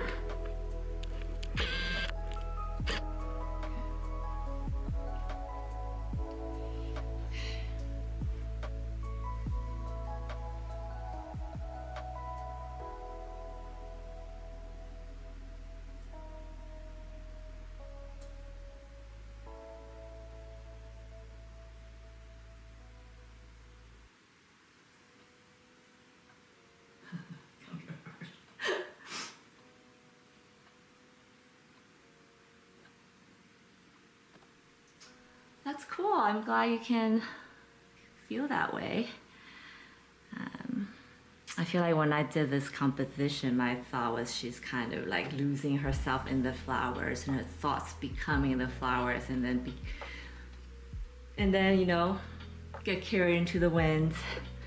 And I feel like when I listen to music, it's kind of that experience of the out of body experience, and you know, away from your worries and your troubles.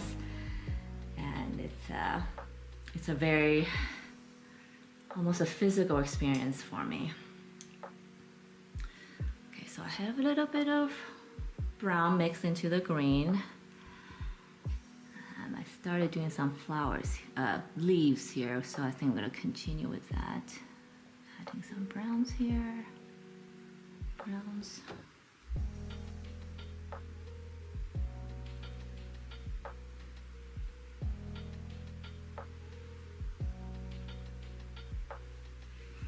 And I think adding brown here will add a little bit of warmth back in.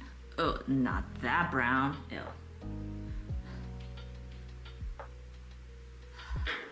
I should have tested on my little scrap paper first. Okay, that's better. See, this brush is so much better for what I'm trying to do. I don't know what I was thinking.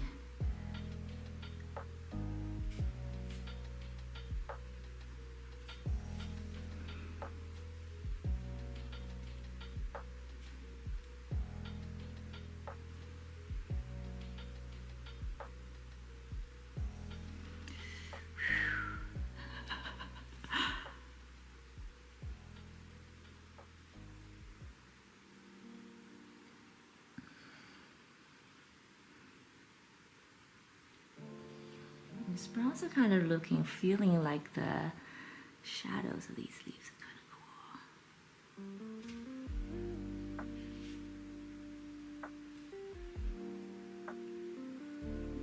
I'm very carefully adding them because I don't want them to be too overpowering. The center here.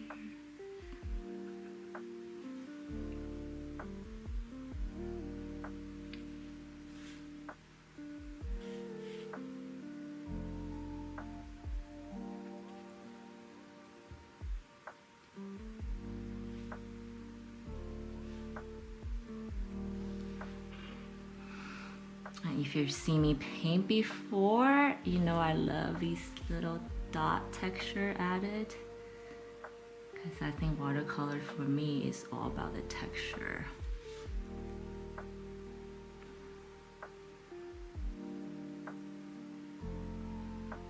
Which is very unique because you can't really get it in any other medium. And then, you know, the digital watercolor brush are good to concept, but I don't think it has that texturally feeling you get on paper. Okay, maybe I have this here. Okay. So as I'm going, I like blending the surrounding colors into my, these are like tertiary colors at this point.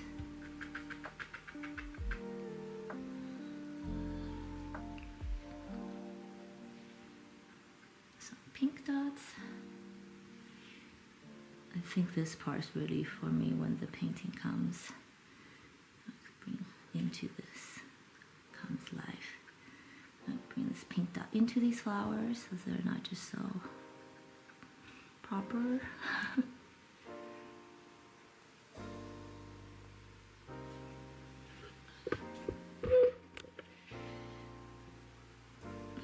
And I'm being mindful of the fact that these are still the bridesmaids at the party, so to speak, so I don't want them to get too detailed.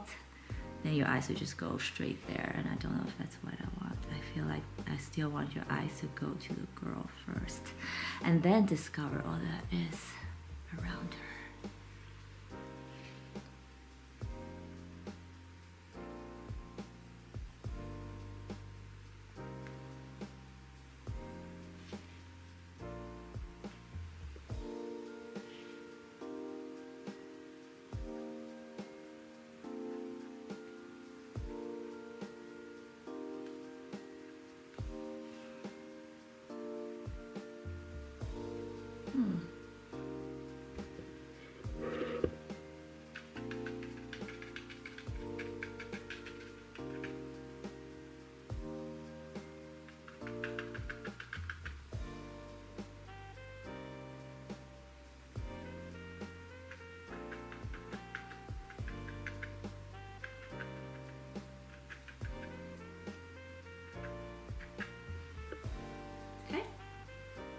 Just like that. I'll probably go over these with like one final detailed thing when I do the final detail. But I think this area looks pretty good now.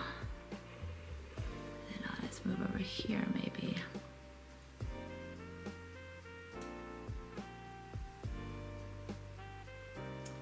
Same thing. Maybe I'll move here first.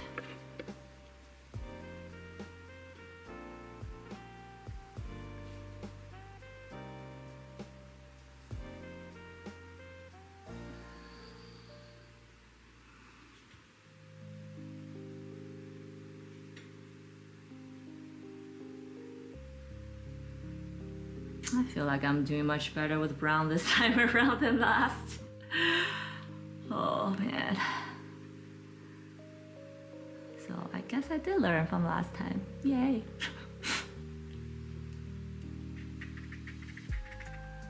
Oops.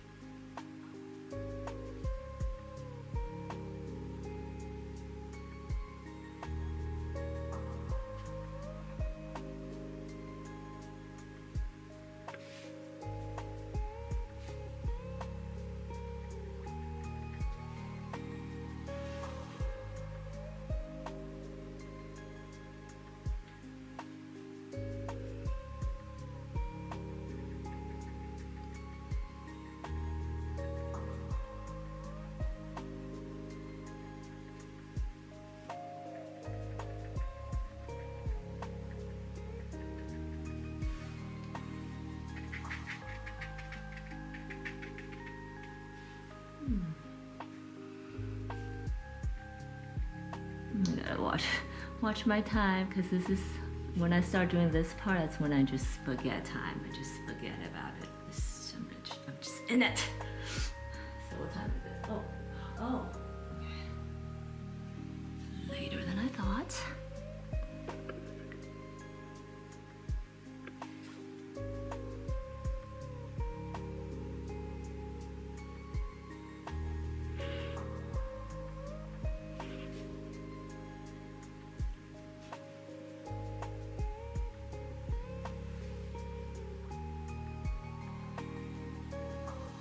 I'm also kind of mixing, I think I mentioned this, mixing the surrounding colors in. So I just mix some pink in, so it doesn't look so like random.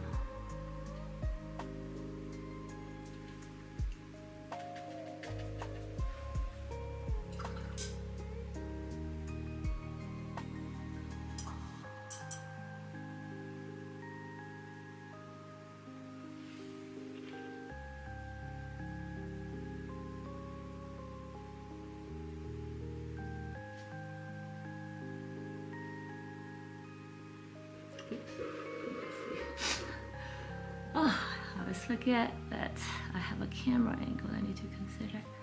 So dabbing some pink into this area. Warm. And then maybe some more aqua color.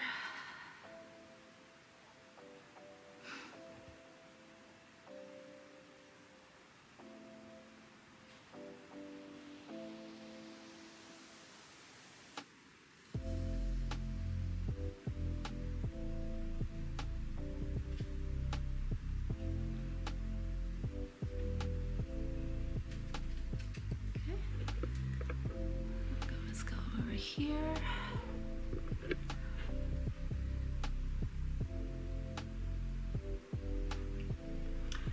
Cool.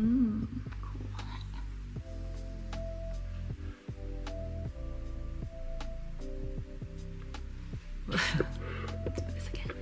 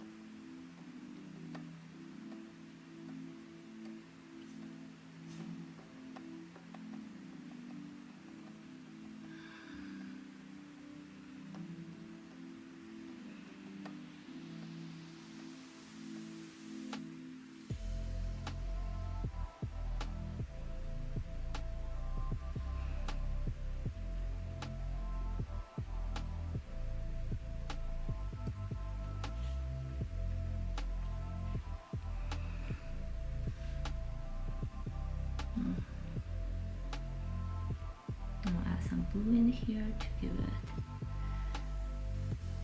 to give the hair strands like a negative background. Well, not negative, but like just background.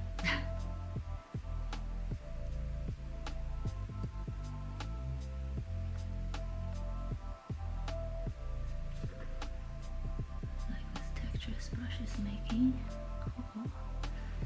Yeah.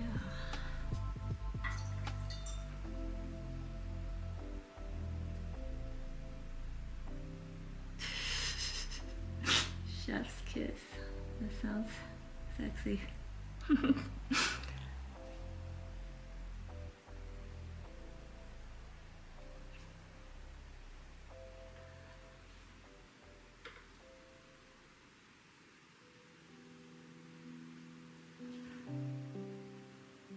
Okay, so I added some pink here as well.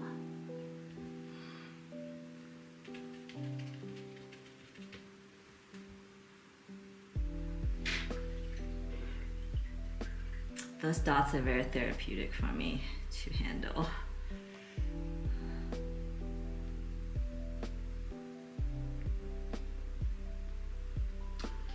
I'm sure you guys know this artist, Yayoi Kusama. She's like 80 and I think she has mental health issues. Not always, but maybe now, I don't know. But I read that these dots are kind of like her meditation.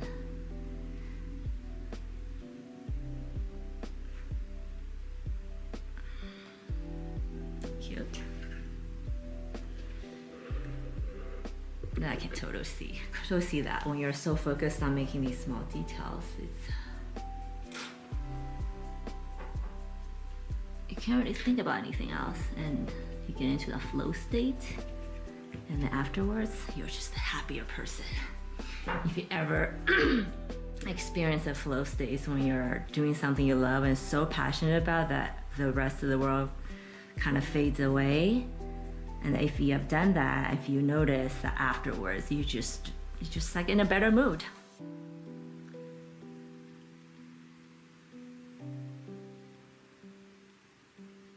And if you haven't, you should try it.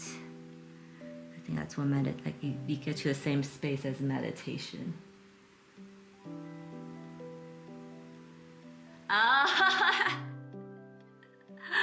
Oh, I didn't know that was called like, that's like what it's referred to. Oh, now I do.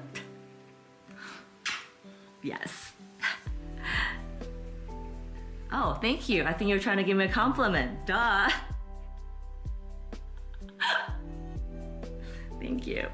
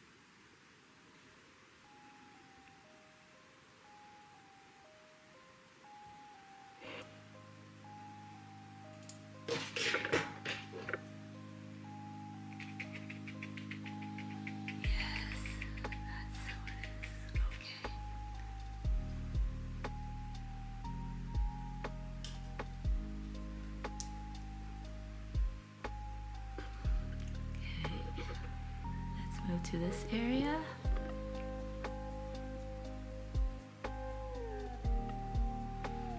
So got some pink going on here.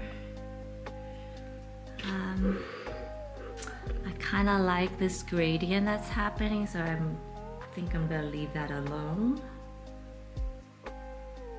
Maybe add a little detail. Okay, a little detail.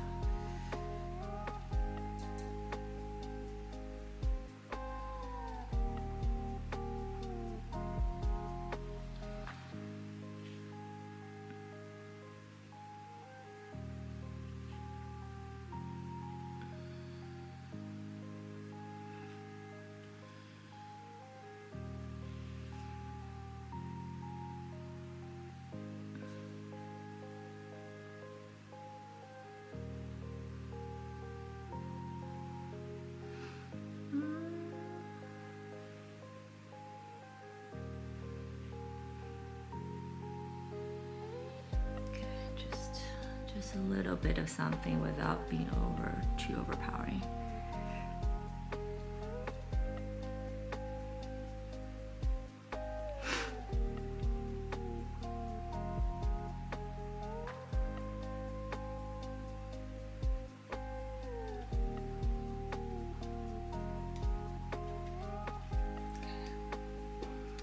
Stop there.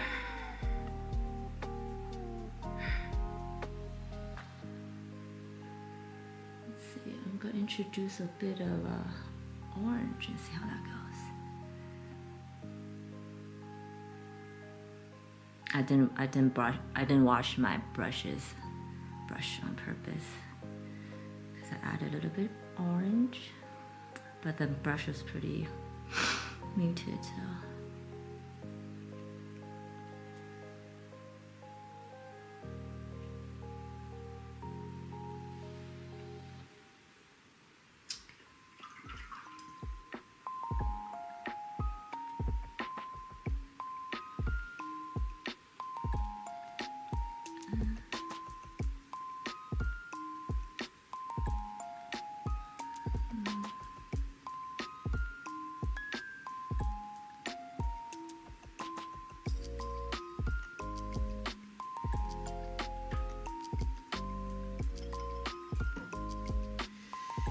I do like that kind of.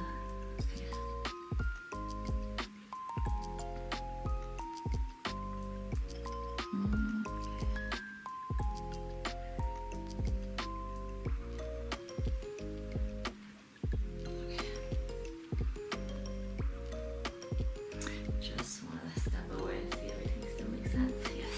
Okay. This little bit surprising color looks good. From far away, actually. I suppose that's also something we think about when we're making art, right? How does it feel and look when we're up close, and then how does it feel and look when we're far away? And ideally, there's intent behind which way it goes.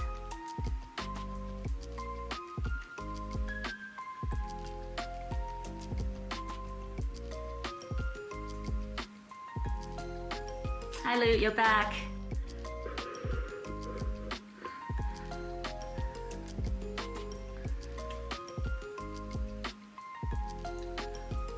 welcome back. I definitely am painting longer than I had originally planned because I'm in it and I don't want to stop right now.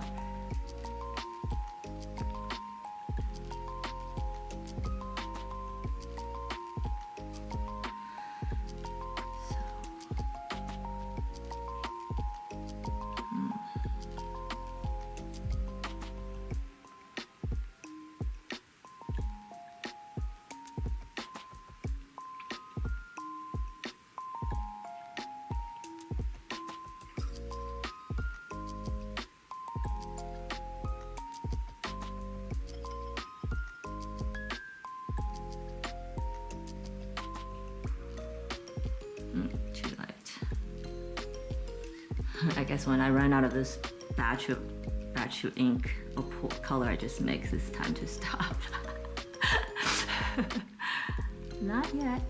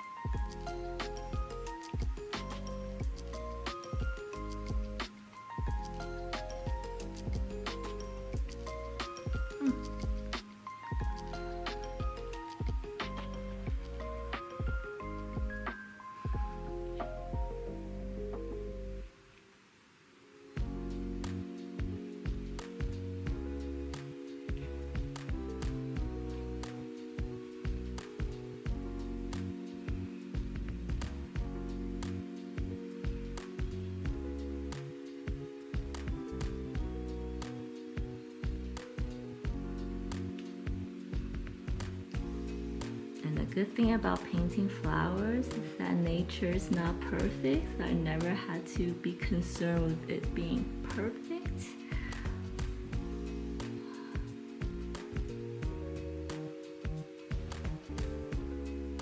Okay.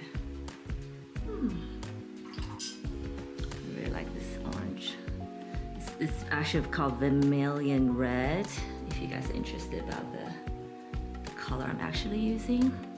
And surprisingly, I find that this is actually one of my most used colors because it just mix so well with other colors. And when I use it by itself, it pops so much. Sparingly though.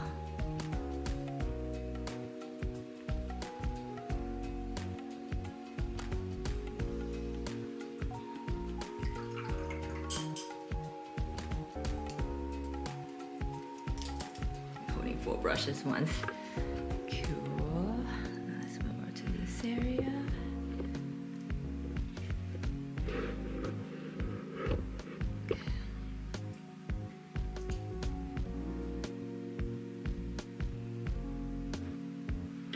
So this girl's kind of looking lonely here.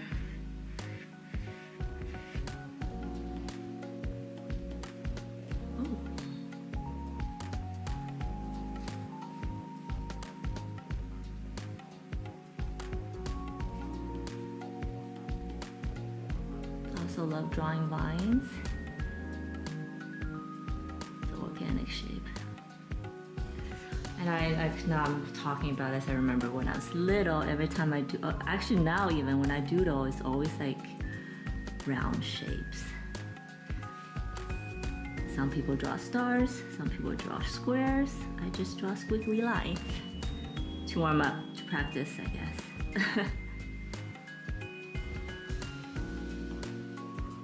This one's giving me smaller dots. That's kind of nice.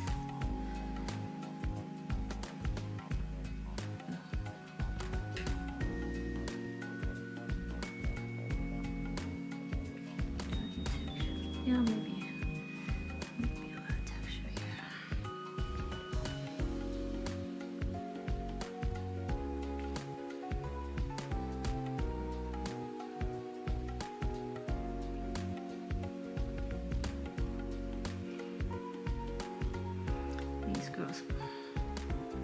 only here.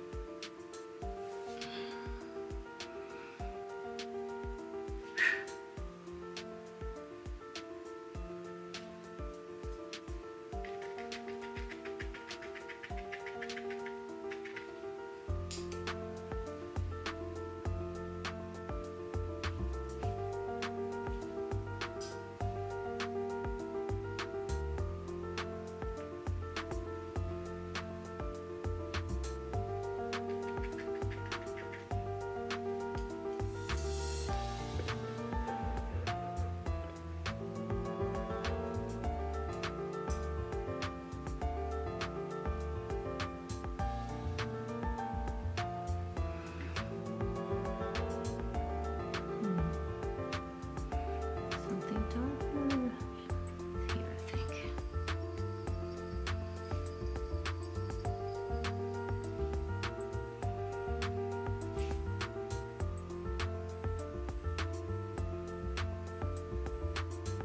I'm freestyling right now, these flowers.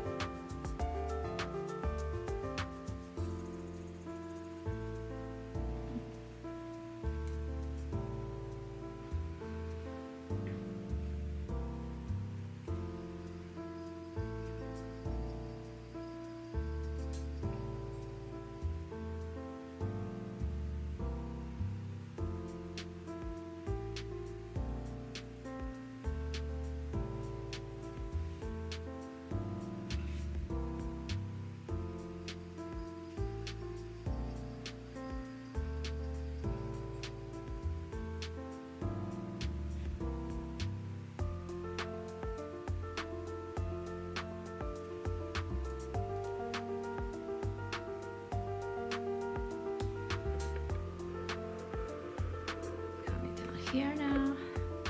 I am finding myself moving faster now. I don't know if it's because I know I'm about to finish, or I'm just in the zone.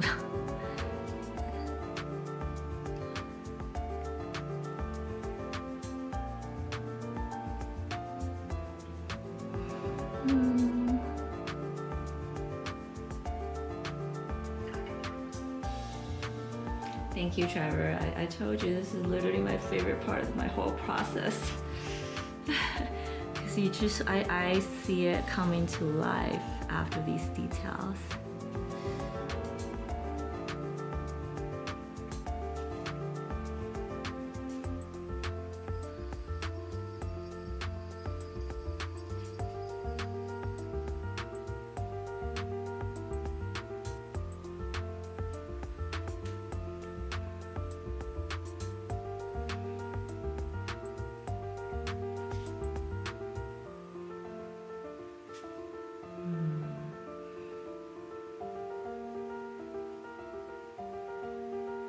To paint this part. I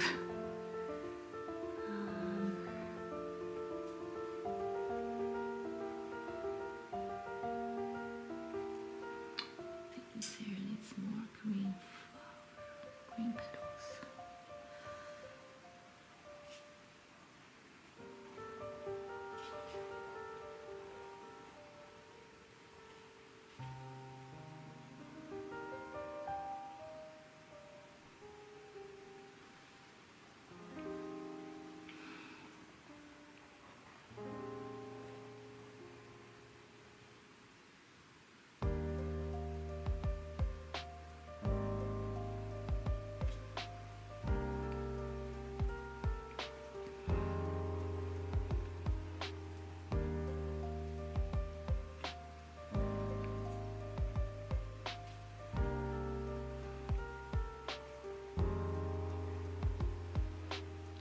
two-tone leaf there for you guys.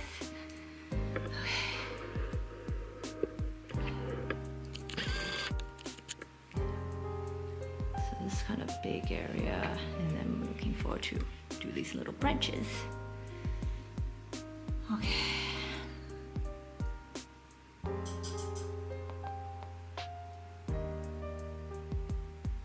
Oh, thank you. Yes, guys, please tap like. I think it'll help telling the algo that I'm doing something good here.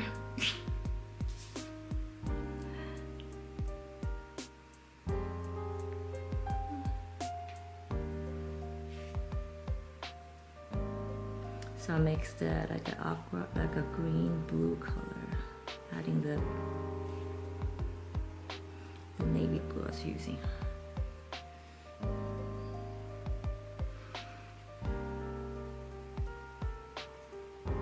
Wonder, you're so good about this.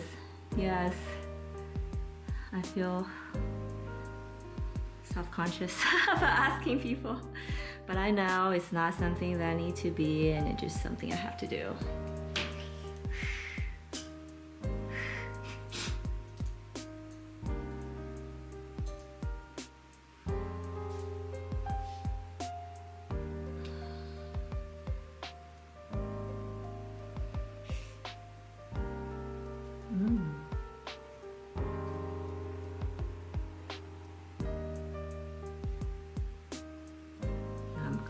Adding some more green in it. I think that's fine, right? Yeah, I think that's good. So I did this part already.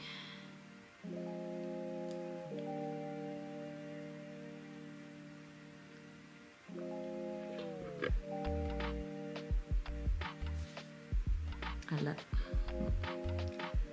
it when I just can finish something in one stroke, which is also why I'm trying to study the Chinese watercolor painting techniques, because I think it'll really make it.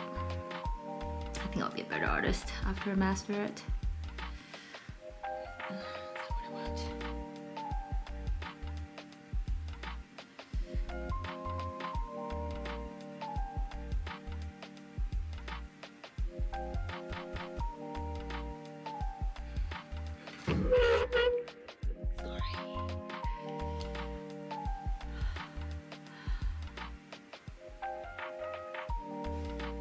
Yes, and that's why you need friends who are artists too, to make you do things, you know, and find your tribe. So happy that I found my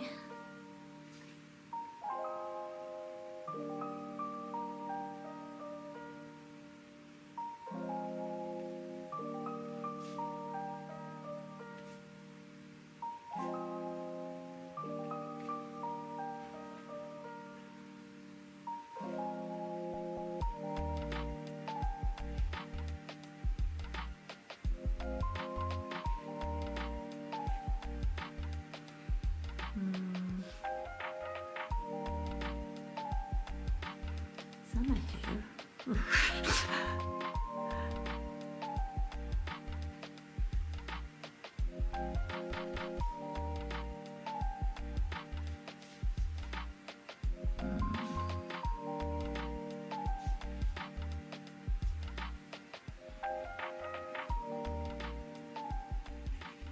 Some fallen leaves maybe.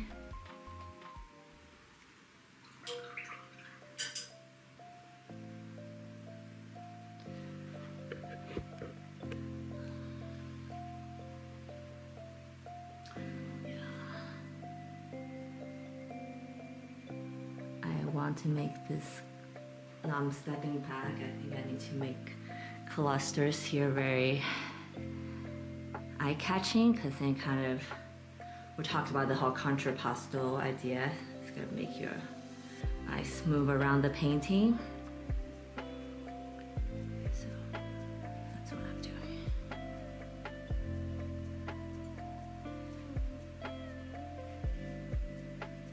So I'm gonna build up the clusters here.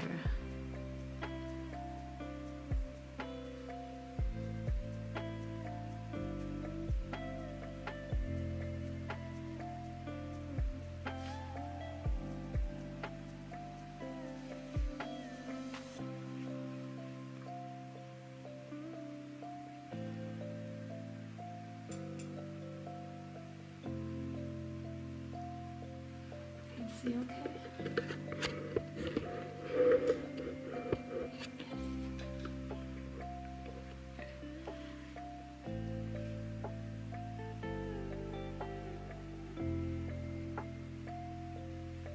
Just alternating between light and dark pink, really.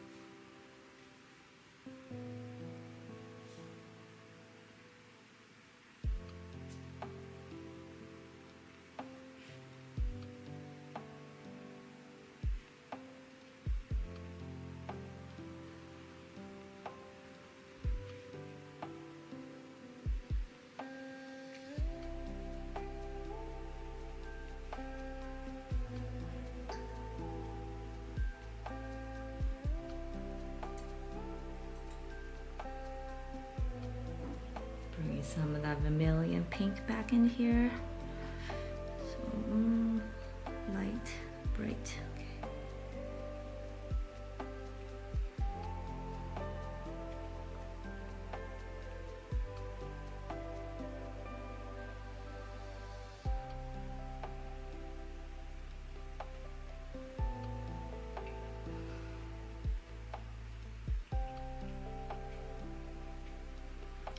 Maybe bring some of that in here. Yes. Not in that way, but yes.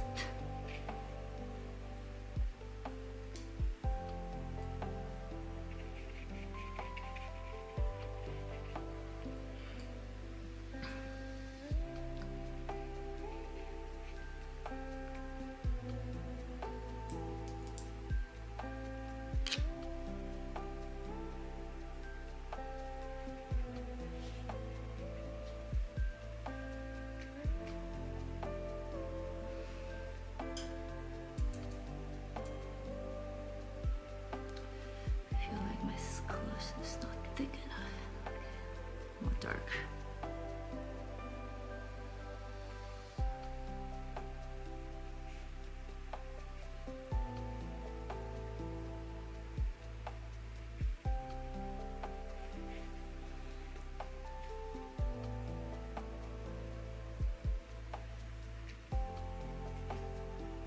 And then just some, bring the color on this side. It's not just so pink and the other color.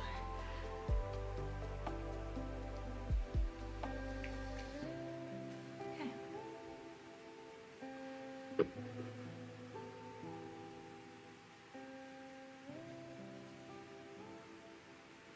Okay, I'm gonna leave this be and see how it dries. I might have to do some more, but now this area is suddenly looking not cohesive enough, so we're just gonna do this real quick.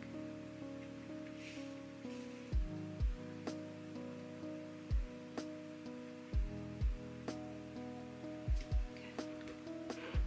And then, ta-da.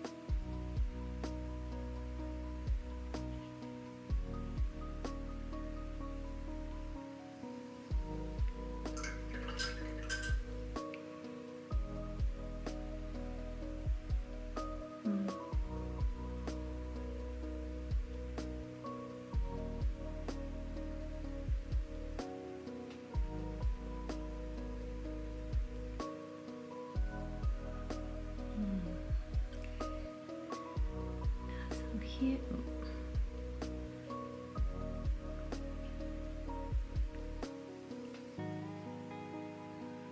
Maybe some here, some here.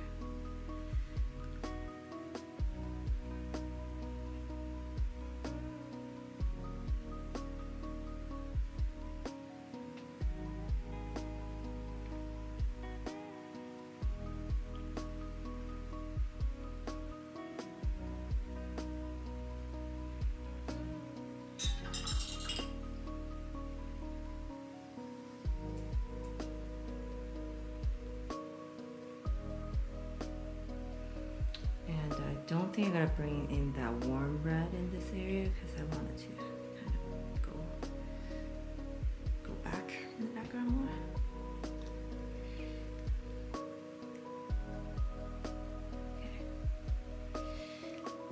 Okay. All right.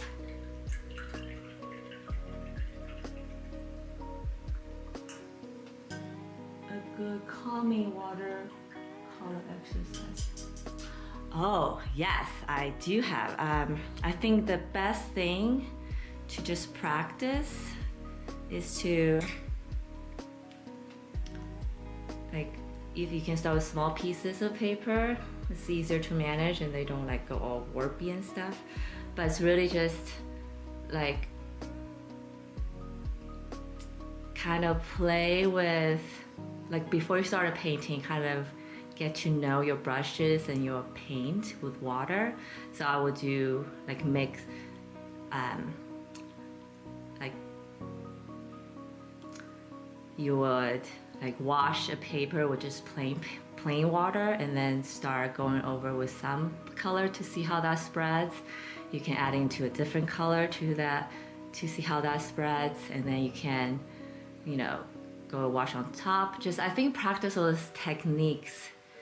And then I'm sure as you paint, you'll learn, discover new techniques that you enjoy.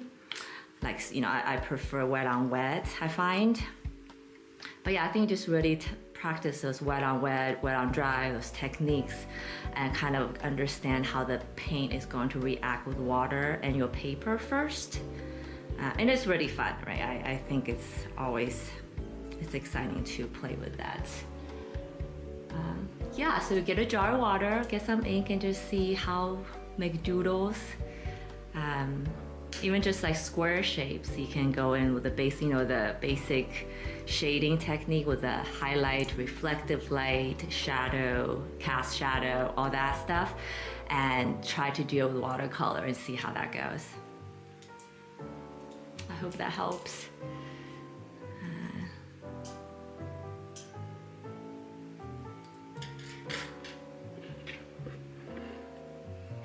Don't want to do too much detail here.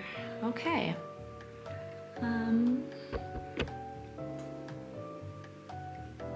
Yeah, I'll just say play with water and ink. All right, I already know that I need to do the top part a little bit more tomorrow, but let's do a progress check. So I kind of started here. I'm gonna do her face tomorrow. I think the top needs a little bit more detail.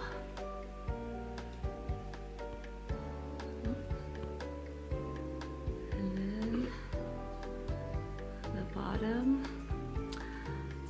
Just looking at the screen, I think I need a little bit more detail here, because I feel like there's a visual gap there I don't love. But this is the part I was saying, like the bright red kind of just brings your eye there. And you kind of travel with all these contrasts. And then you go here, and then you discover this hidden girl, and then you kind of go top. And these background colors kind of in the zigzag shape. I'm hoping that this is bringing your eyes kind of left and right as you travel. Okay. I think I probably have like 1 or 2 more sessions left on this, which is a pretty long time because I started this last week, as you guys know. But I think the next piece I'll probably have a easier time, because now I kind of know the feel of it. Okay, yeah, I think I'm going to stop for now. And thank you so much for being here with me and hanging out with me. And some of you have been here since the beginning, so I really, really appreciate that. And I feel like I made good progress on this painting. And we talked about some techniques that I'm using, things I have concerns with, but it officially has exited the ugly girl face, and I think it's gonna be good. So thank you here. Thank you again.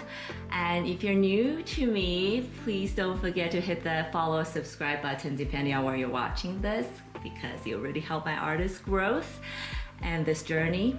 And yeah, I hope you guys have an amazing rest of the day, and I'll be back tomorrow around the same time and hopefully make enough progress that I can start a new one next week, because you know, I'm sure you guys are tired of watching this same painting over for a week now. So yeah, I'll see you guys later.